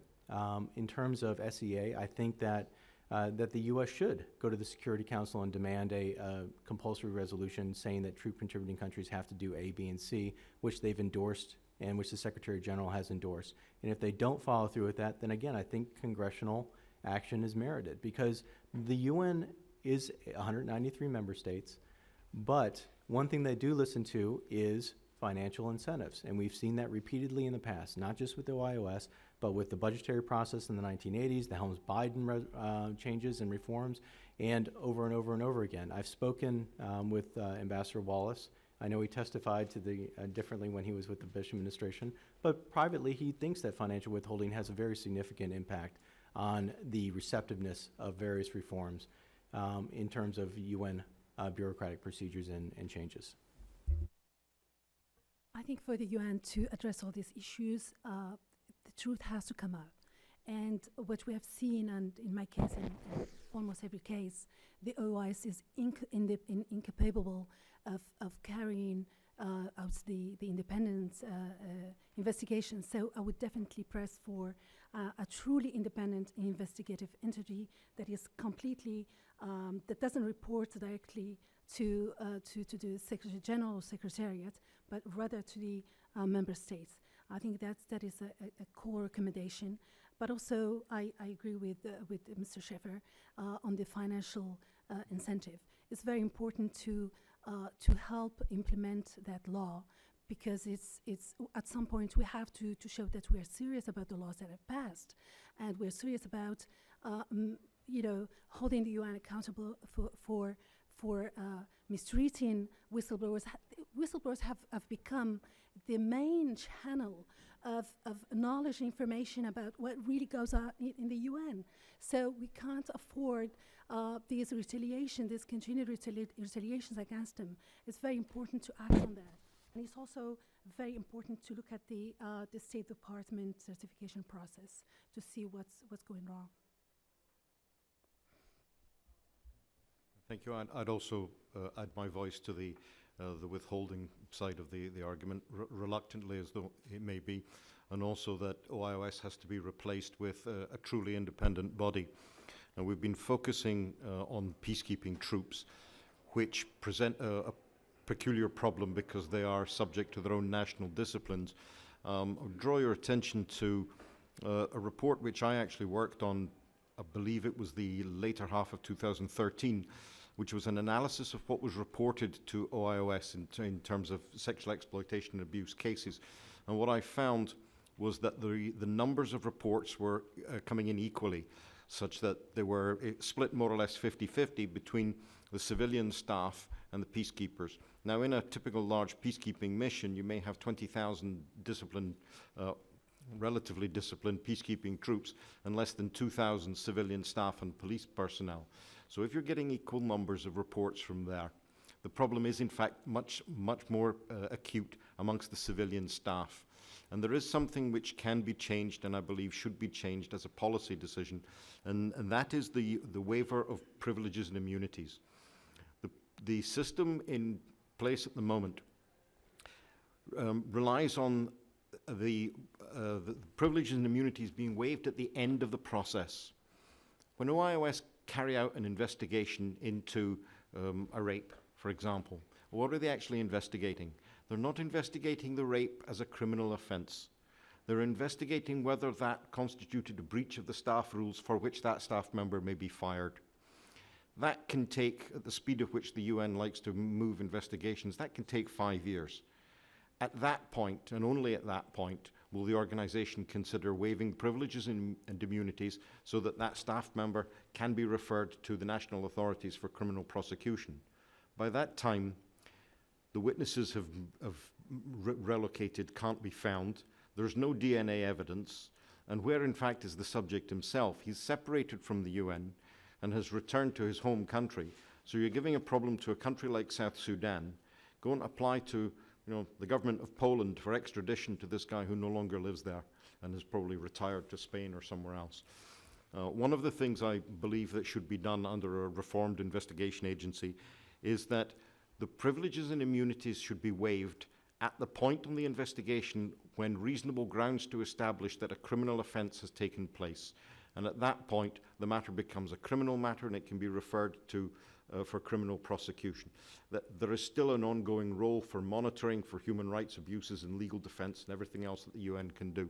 But under normal circumstances everywhere else in the world, if you have a conflict between a civil action and a criminal action, it's the criminal which takes priority. And the UN is doing it the other way around. Right? If there's a rape case, it should be investigated as a criminal case first. Got it. Thank you. Thank you very much.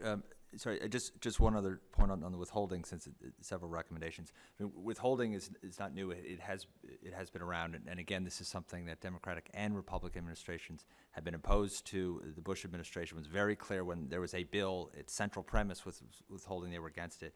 And in terms of Mr. Wallace, I mean, and what he said publicly, I mean, he could have said anything he wanted, and publicly he said. It would not be wise or beneficial to use withholding funds to implement change.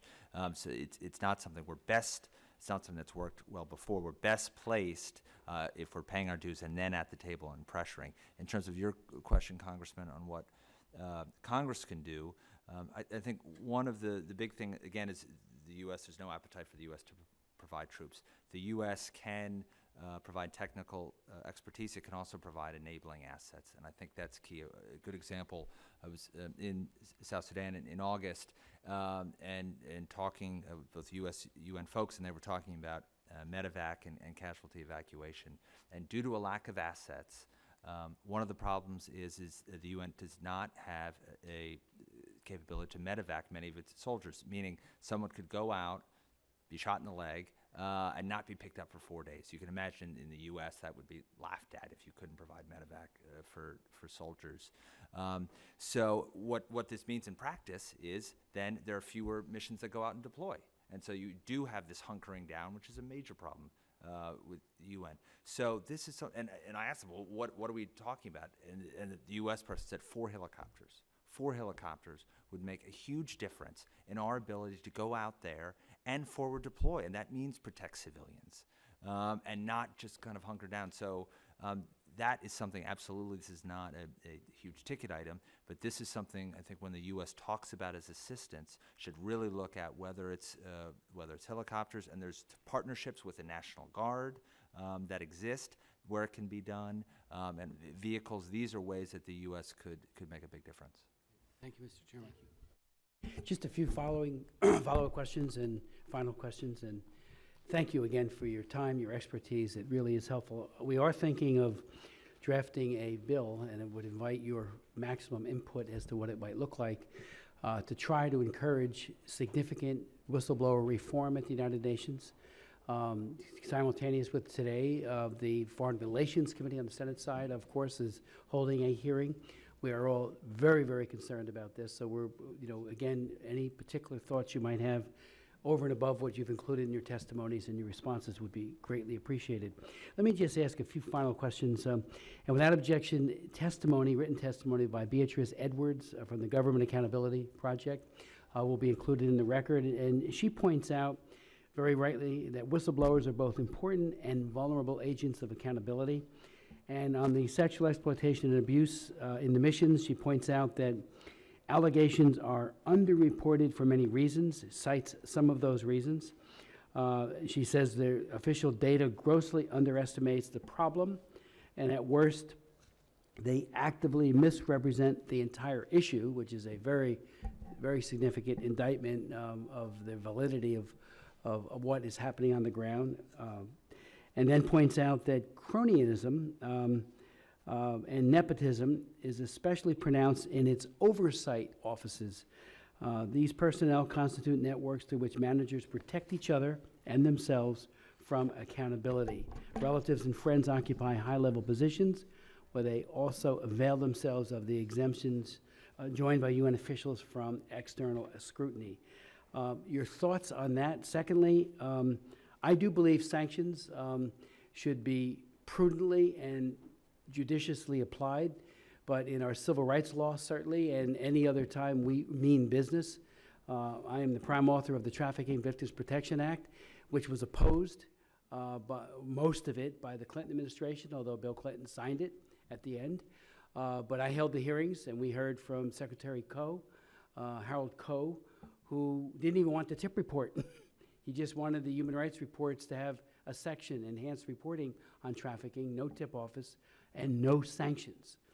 My belief is, and thankfully it was a bipartisan belief, was that you've got to have a penalty phase, particularly in human rights law, or else everybody will be on board, but implementation will be less than stellar, if not outright disappointing. Thankfully, we do have a broad consensus now as to why the Trafficking Victims Protection Act should be fully embraced, including its sanctions regime. But again, I think, and I take your point, you know, withholdings should be used. You would disagree with this, but I think it did get us to the OIOS, I believe. I remember when Dick Thornburg testified in the 80s, former Attorney General. I was at those hearings, and he couldn't have been clearer of the need for inspector generals that are robust and independent, which still we're striving in some way to achieve, which has not happened. So if you might want to speak to this statement again by Beatrice Edwards. Let me just, Dr. Basri, your point number 3, what would an independent judicial body look like? Maybe any or all of you might want to touch on that as well, because I think that should be a policy goal for these whistleblowers and just to bring accountability to the UN.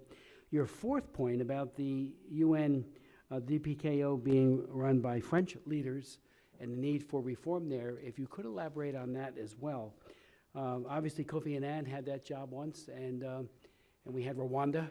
And matter of fact, I even chaired hearings when we had the famous facts and General Dallaire as well, who talked about what could have been had they only been responsive to what was set before them in terms of an impending genocide in Rwanda. But you know, why that would make a difference, I think you're suggesting in your testimony it ought to be us. We should be the United States, perhaps, to take that. If you could elaborate on that. And then on military training, in 03 and 05, I did the reauthorizations of the Trafficking Victims Protection Act, and we put in provisions to provide minimum standards for peacekeepers.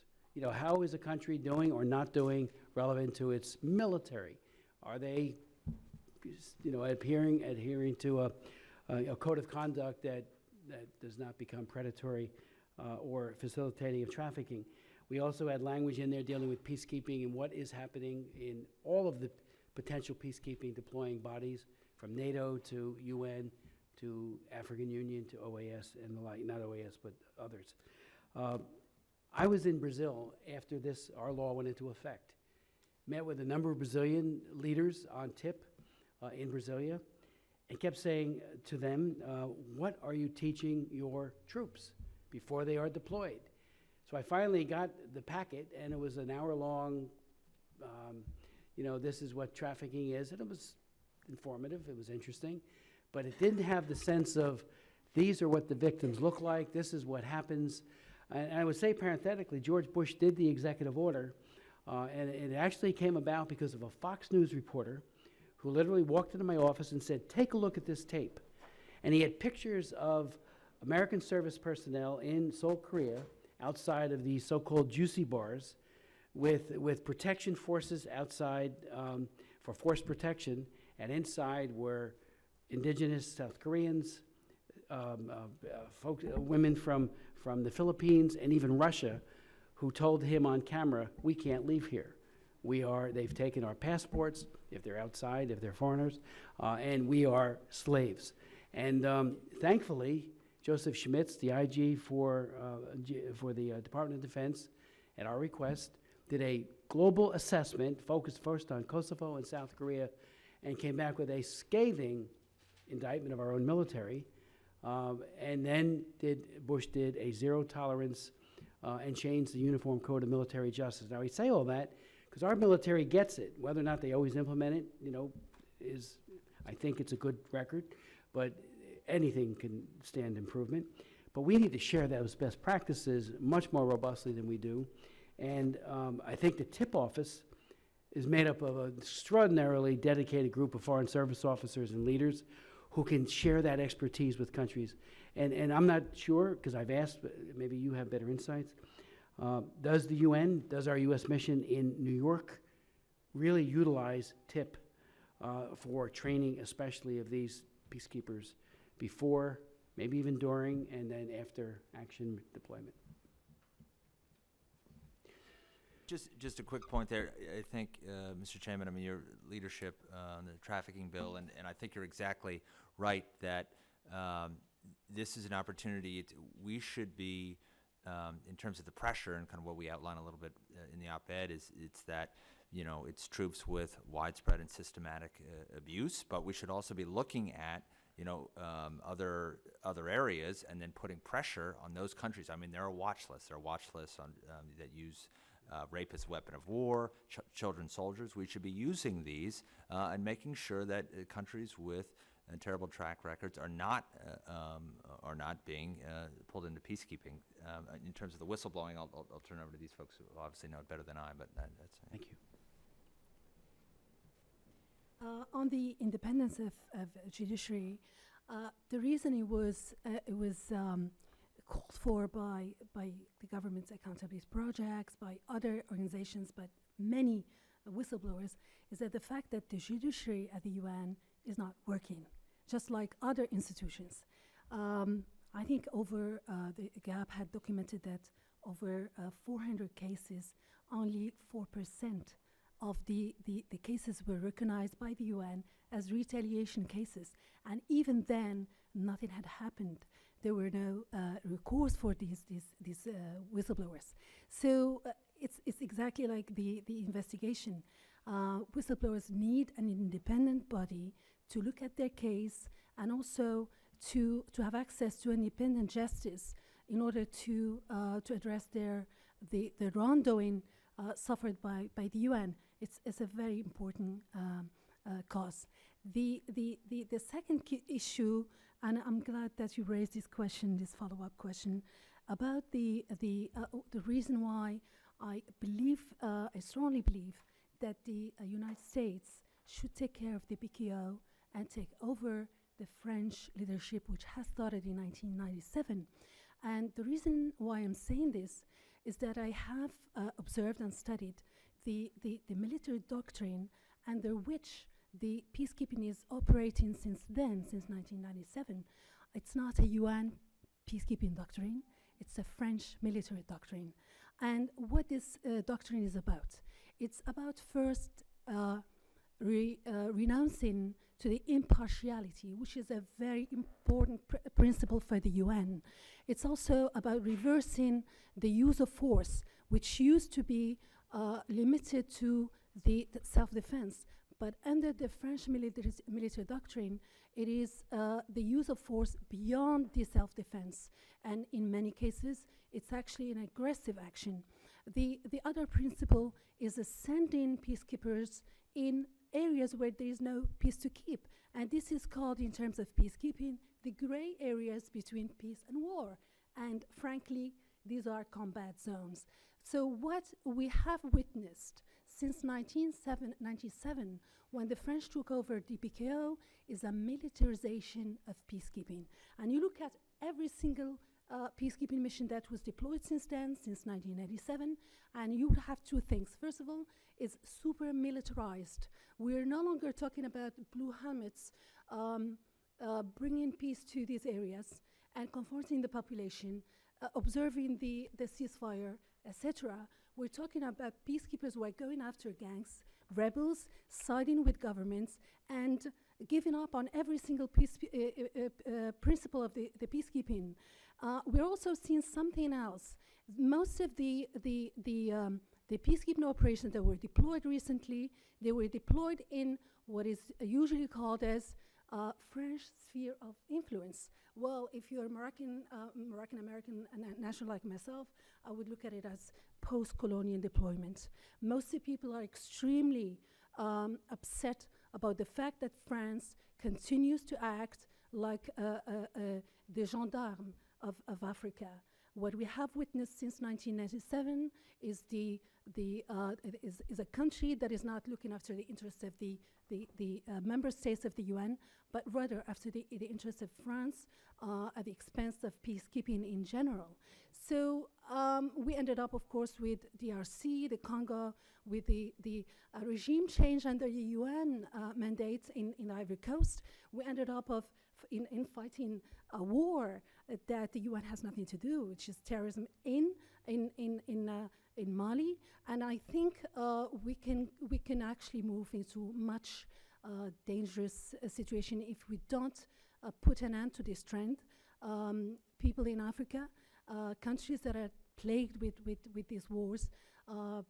They don't want to see a former colonial power imposing a will on the population, siding with dictatorships.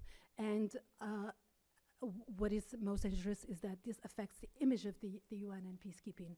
So it is time for me to see the US really reflect about 18 years of a French leadership of peacekeeping. It is time to draw a line and say, is this what we want? Right now, as you rightly said, we're sending peacekeepers to combat zones, and this is not what the UN peacekeeping is about. Thank you. Go ahead. Mr. Chairman, you asked about cronyism, and the only word is absolutely, all right? You cannot have senior people in the department who are supposed to be investigating fraud and misconduct, who have been found to have retaliated, have been found to tamper with evidence in investigations. You cannot seriously expect staff members to report anything to them. It's simply not going to happen. Now that the question of cronyism and everything, I believe, can be addressed by the imposition of an independent body which reports. So you have the investigation agency reporting to the General Assembly. That has to be done essentially on a weekly basis. You asked what would such a body look like. The monitoring that requires to be done is essentially in 3 areas. One of them is the intake of investigations and the intake of complaints. Now, at the moment, we have a very highly fragmented system. The previous director, Mr. Stefanovic, an enormous effort to himself, tried to impose a single portal for receiving of complaints. That is not done. There is no reason why it shouldn't be in this day and age that all complaints should not come into one single point. The system was actually purchased and is in place. It's just there's a reluctance to use it. The reason there's a reluctance to use it is because it makes cases very difficult to make them disappear. So the intake of the investigations is something, and of course the approval as to what's going to be investigated and what can be bid has to be subject to oversight. There's then the... Is confidentiality assured, or is it compromised in cases if somebody does make a complaint? How sure are they that it's not being shared by email or any other way with other people in the building? I'm not sure that's a major problem. I mean, it can be, but it's very difficult to answer it on a general basis. The reality is, in most cases, it's fairly simple to identify who the complainant was, usually the aggrieved party, so that there isn't a major investigative activity to find out who to retaliate against. Okay. As I say, the second issue is the approval of reports as to what's going forward and discipline decisions, the decision to actually charge someone with misconduct. Now, at the moment, that is vested in the Assistant Secretary General of Human Resources. And I've seen cases where staff members have been investigated and found to have received bribes and actually just been admonished for it and given a letter told not to do it again. Well, that is not actually a disincentive for anything, right? But these things can be done, and there is, I believe, a compromise which would, I think, satisfy everyone that the investigation function can be replaced in such a way that does not require grievous withholding of the budget. If you can give me a week or 10 days, I'd like to get back to you on that one. Thank you, Mr. Chairman. Thank you. And the issue of confidentiality, I believe with the Anders Compass case, the ethics office was complicit in an effort to try and identify him and retaliate against him. So the independence and the confidentiality was certainly a problem in that case. On the broader issue of resourcing and protection of civilians, the UN did a study in 2014 which looked into UN peacekeeping operations with a mandate to protect civilians. And they found that of 570 reported instances, the peacekeepers did not respond in 406, or 80% of those incidents where civilians were attacked. I don't believe helicopters is going to respond or fix that problem. That is a lack of will and a lack of dedication or a lack of willingness to put themselves in harm's way to protect civilians on the part of the peacekeepers and the troop contributing Is that countries. because the mandate is not robust enough? No, or is the it a mandate operational specifically decision? instructs them Okay. to protect civilians. So the instruction is there. The troops themselves did not meet that mandate. And because this was only on those missions where there is a specific instruction from the Security Council within the mandate to protect civilians. So this is not a situation where if only we had better equipment, we would have been able to protect civilians. That is not the case here. This is the case where there is a distinct lack of willingness on the part of the troops to fulfill that part of the mandate. And that's the core of the problem. The troop contributing countries got together and they said in the Kigali principles, we're going to fix this problem. I haven't seen any real evidence that they have fixed it, and I'd be really interested to get a detailed report on exactly what has been done and how the real world impact of those principles has been on the missions where this problem was reported on the part of the UN. Very briefly, the other reason why these peacekeepers who are deployed under what is called the robust peacekeeping missions, whether it's in Mali, in DRC, or in Liberia, is that they were just not able to be everywhere. Most of the attacks took place in places where the peacekeepers didn't have a presence. And this takes us to the other problem. We are giving people the illusion that the peacekeepers can protect civilians. But in reality, they just cannot. They cannot protect all civilians everywhere and everyhow. It's impossible. Only a state can.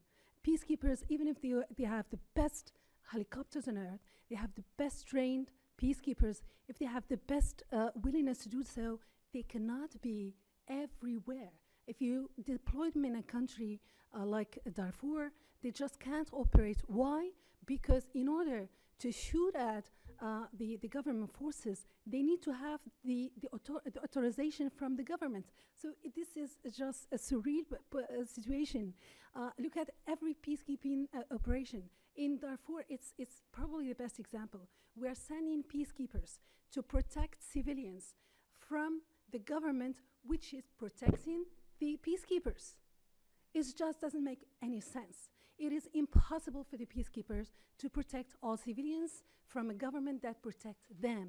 So I think the whole framework of peacekeeping is completely flawed. It is time to be honest about it. It is time to define what is peacekeeping, what the peacekeeping can do, what cannot do. They cannot protect all civilians. All the history that we've witnessed in Rwanda, in Srebrenica, and also in Somalia showed that whether the peacekeepers are best equipped, the most robust, or if they're weak and not prepared, they just cannot protect all civilians. That is why I go back to what I've said. What we need is peace before peacekeepers. Thank you. If I could just make one other point, Dr. Al-Basri and Brett made some very excellent points and fundamental points about peacekeeping, and there's a host of challenges, and there was a major report just done by the UN, the high-level report, calling out some of these, and there are challenges with protection of civilians, but I do want to point out that there have been studies looking at peacekeepers and protection of civilians, and there was a 2013 study by American researchers and Swedish researchers that looked at this and looked at what is the difference between a force not there, a small force, and a sufficiently large force. And it found that if there's either small force or no force, that it works out to about 100 civilians a month who are killed. If there's a UN force of 8,000, that number goes to 2 a month. UN peacekeepers are not perfect by any stretch, but they do often serve an incredibly important role on protection of civilian, and there have been a number of other studies about reducing incidents of civil war. So while it is not perfect, I do want to say that many peacekeepers do serve honorably and make a huge difference in the places where they're deployed. Just when you talked about reporting to member states as opposed to the 38th floor, in our WIPO hearing, it was made abundantly clear that the WIPO General Assembly Chairman, Ambassador Duque of Colombia, has a report. The United States, our mission, as well as that of Switzerland, have asked that it be released, and we're still waiting. You know, it gets into the area of the theater of the absurd, because it only brings, I think, dishonor on those who cover these things up, as well as it hurts real victims, whistleblowers, who are trying to do the right thing for the right reasons. How do we get the UN to change that kind of modus operandi? Why hasn't Ambassador Duque released that report? I mean, does it implicate people, you think? Or that would be speculation, but it is a systemic problem. And how do you compel? Getting back again to the idea of withholding, you know, there were a number of bipartisan initiatives that led to a huge so-called arrearage back in the 1990s that we allegedly owed. And one of those was for UNPROFOR, which had a miserable, let me say it again, miserable record, very bad mandate. It led to Srebrenica and other safe haven debacles. And yet contributing countries were demanding that we get that money, including the UK, to them for the UNPROFOR deployment. So, and yet we withheld it, I think, out of very valid reasons. Yes, Mr. Sheffer. Let me just say that reporting to the General Assembly is not going to be a panacea on this at all. If you take a look back at a very concrete example, after Oil for Food, the U.S. was able to use that scandal to establish something called the Procurement Task Force, which was an independent unit to go after procurement fraud in the United Nations. They were very successful. They resulted, their efforts resulted in the conviction of several prominent UN senior officials. But because those officials were of certain nationalities, in the case of the Procurement Task Force, Russian and Singaporean, those two countries led an effort in the General Assembly to prevent the reauthorization of the Procurement Task Force. So they eliminated it because there was resentment by the governments whose nationals were found to be criminally complicit in corrupt schemes at the United Nations. So just reporting to the General Assembly doesn't remove the politics from this, which is one of the reasons why I think the State Department needs to have its own dedicated unit for IOs in its Inspector General office. At least then we can know that you will have some sort of external effort to inspect, and that in the cooperation with that unit needs to be made. How do they overcome, if you don't mind me interrupting, the UN's assertion that we have no right to any of those documents, which they'll assert? They do that with the GAO now. I know they do it with the GAO, right? And again, this goes back to financial levers. You know, how do you force the UN to comply with a lot of this? And that is, if you don't do it, then we will actually withhold money. This is one of the reasons why the U.S. government won't follow through on the whistleblower protections, is because they know that the organizations want the money. They don't want to create discomfort or distrust or ruffle feathers in the organization, so they give the waivers. But if you make financial contributions complicit on cooperation in this area, then I think that you will see cooperation. They very much want the resources. The U.S. is the largest contributor. It is the biggest lever that we have, and if we want to see external oversight of the UN's operations, then that is the way to go. Otherwise, you will very much see resistance. Thank you.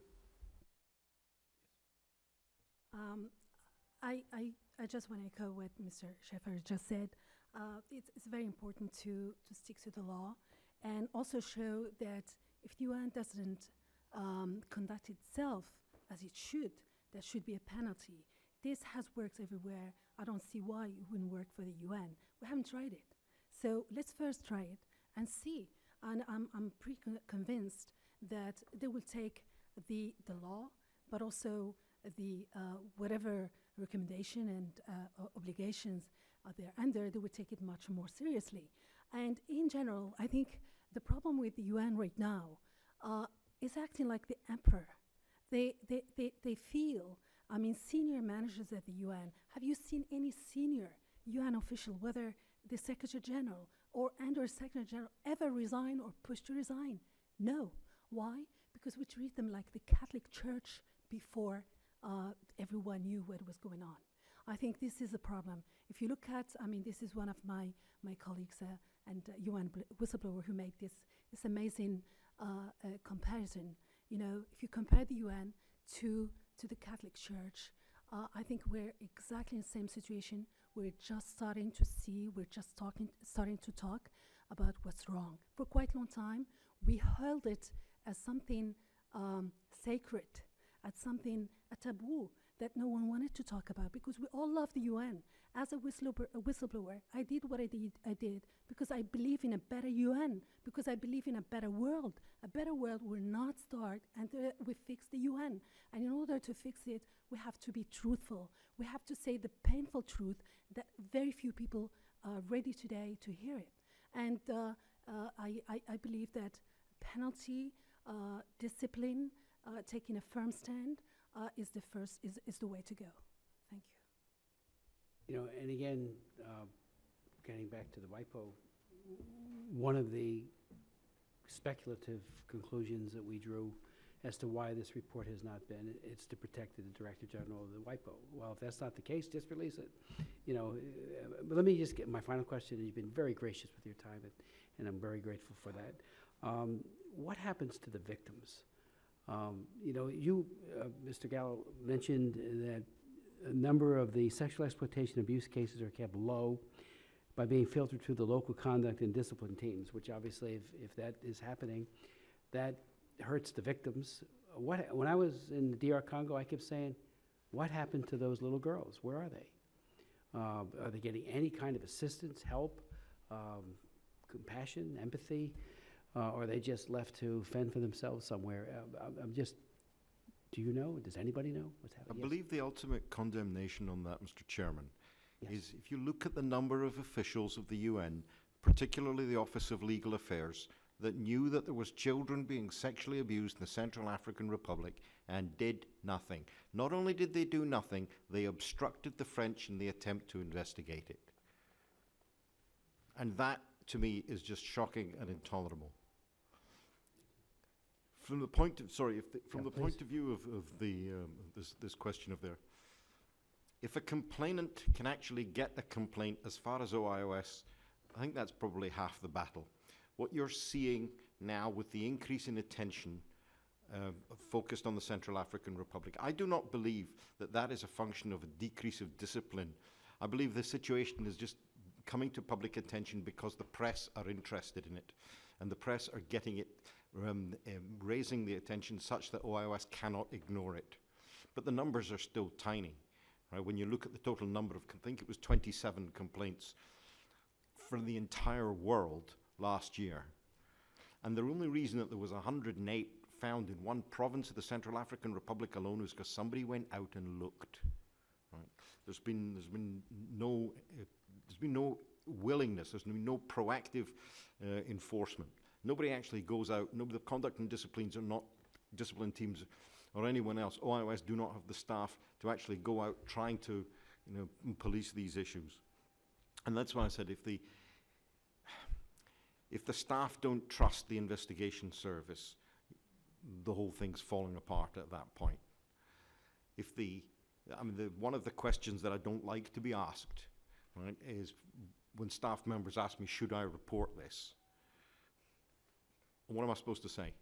When they're going to ask me, they said, will I be retaliated against for this? The likelihood of you being retaliated against is in direct proportion to the importance of what you're reporting. Right? Someone who's going to report, right, the fuel pump attendant that takes a gallon of kerosene home to sell for beer money or to fuel his stove at home, he's going to get prosecuted. They're going to throw him to the wolves. But nobody's interested in looking at senior officials who are probably bleeding the system dry for millions and millions of dollars. And what concerns me, and has always concerned me, is not so much as what OIOS is investigating, but what they're not investigating. And this comes back to this question of the intake function, right? The number of financial cases that are rejected on the grounds that that's not misconduct, it's a management issue. STSGB 273, which is the mandate, which covers the mandate for the investigation division, includes the investigation of mismanagement and abuse of resources. Nobody can remember the last time there was an investigation into mismanagement or the abuse of resources. Now, if you can at least get that far, if people will copy reports to their permanent missions or whatever, right, I believe you're going to see a difference. And I believe that's why the centralized reporting system is different, because I think you're going to see very significant differences in the statistics of what is reported if everything is monitored and everything is controlled, because there's an online tracking system for it. Yes, I can just say, echo Mr. Gallo's comments on the just outrageous delays and inaction by the UN, and I can't speak to everything he said. To your specific question, though, can you find out the victims? Is there support? Yes, in the Secretary General report, in terms of the last report, which doesn't include the most recent allegations, but it had the number of victims, the number that who are receiving assistance. So I think it was at 13. Be happy to provide it to you. I can say that there are currently victim services provided. That is money from the mission that goes to local providers who then provide the care. One of the things the Secretary General called for was a victim trust fund, which could basically bolster that, provide more resources. That is currently set up, and actually for those peacekeepers that are kicked out and their payments are withheld, that money is then used for the trust fund. There's a number of just important questions on the kind of the breadth of services that will be required. The General Assembly will be having that debate in the next couple of weeks. I know this is something that Jane Hall-Lute is looking very closely at, and it's something where, in order for that trust fund to be robust, it's something where member states would need to look at kind of strengthening it. But there are certainly some services provided. There needs to be more. I'd be happy to provide it to you. Just a few concluding points. One is that there's a provision in most UN peacekeeping operations. They signed a SOFA, which provides for a standing claims commission to be set up. These aren't set up, and so there's really no recourse for a lot of people to go and actually lodge complaints for damages that are done to them under the peacekeeping, by the peacekeeping presidents or by the peacekeeping forces themselves. This should be mandatory. It should be an automatic step. As soon as a mission is set up, the Standing Claims Commission should be set up as well. The UN has provisions inside of it that sort of allow monetary damages, and they cap them at a certain level. But in terms of instances of criminality where someone is raped and they're seeking compensation for the criminal act, I think it's important to tie the compensation to the perpetrator. If you go to a UN trust fund, what message are you sending to the units themselves? You're saying that the member states or whoever decides to contribute to the trust fund are going to be paying the damages that you potentially commit. The troop contributing country or the troop themselves, the person that committed the crime, needs to be held responsible for the compensation for their actions. And that, I think, is an important thing. It would increase incentives for discipline, self-discipline, but also discipline by the troop contributing country to make sure that their own troops don't misbehave in the way that we've been seeing. Thank you. Just to follow up, I wasn't saying that the Victim Trust Fund should be the end all. Absolutely, they should be punished. I'm saying at the very least they should provide some services, because in some places the justice is quite slow. Yes, thank you. Just about the question, what happened to the victims? I think this question should be asked to the French, who unfortunately, it's been now almost 2 years since they learned about the allegations. We were told that they started an investigation immediately, which is in July 2014, and so far no French peacekeeper has been held to account. So what kind of examples France is giving the organization when it comes to such serious crimes? So it goes back to the leadership of France today that needs to be questioned. Again, thank you so much for your very, very wise counsel, insights, and incisive commentary. Your thoughts on what a bill, if we can craft such a thing, would look like, would be very much welcomed. And thank you again for your extraordinary service.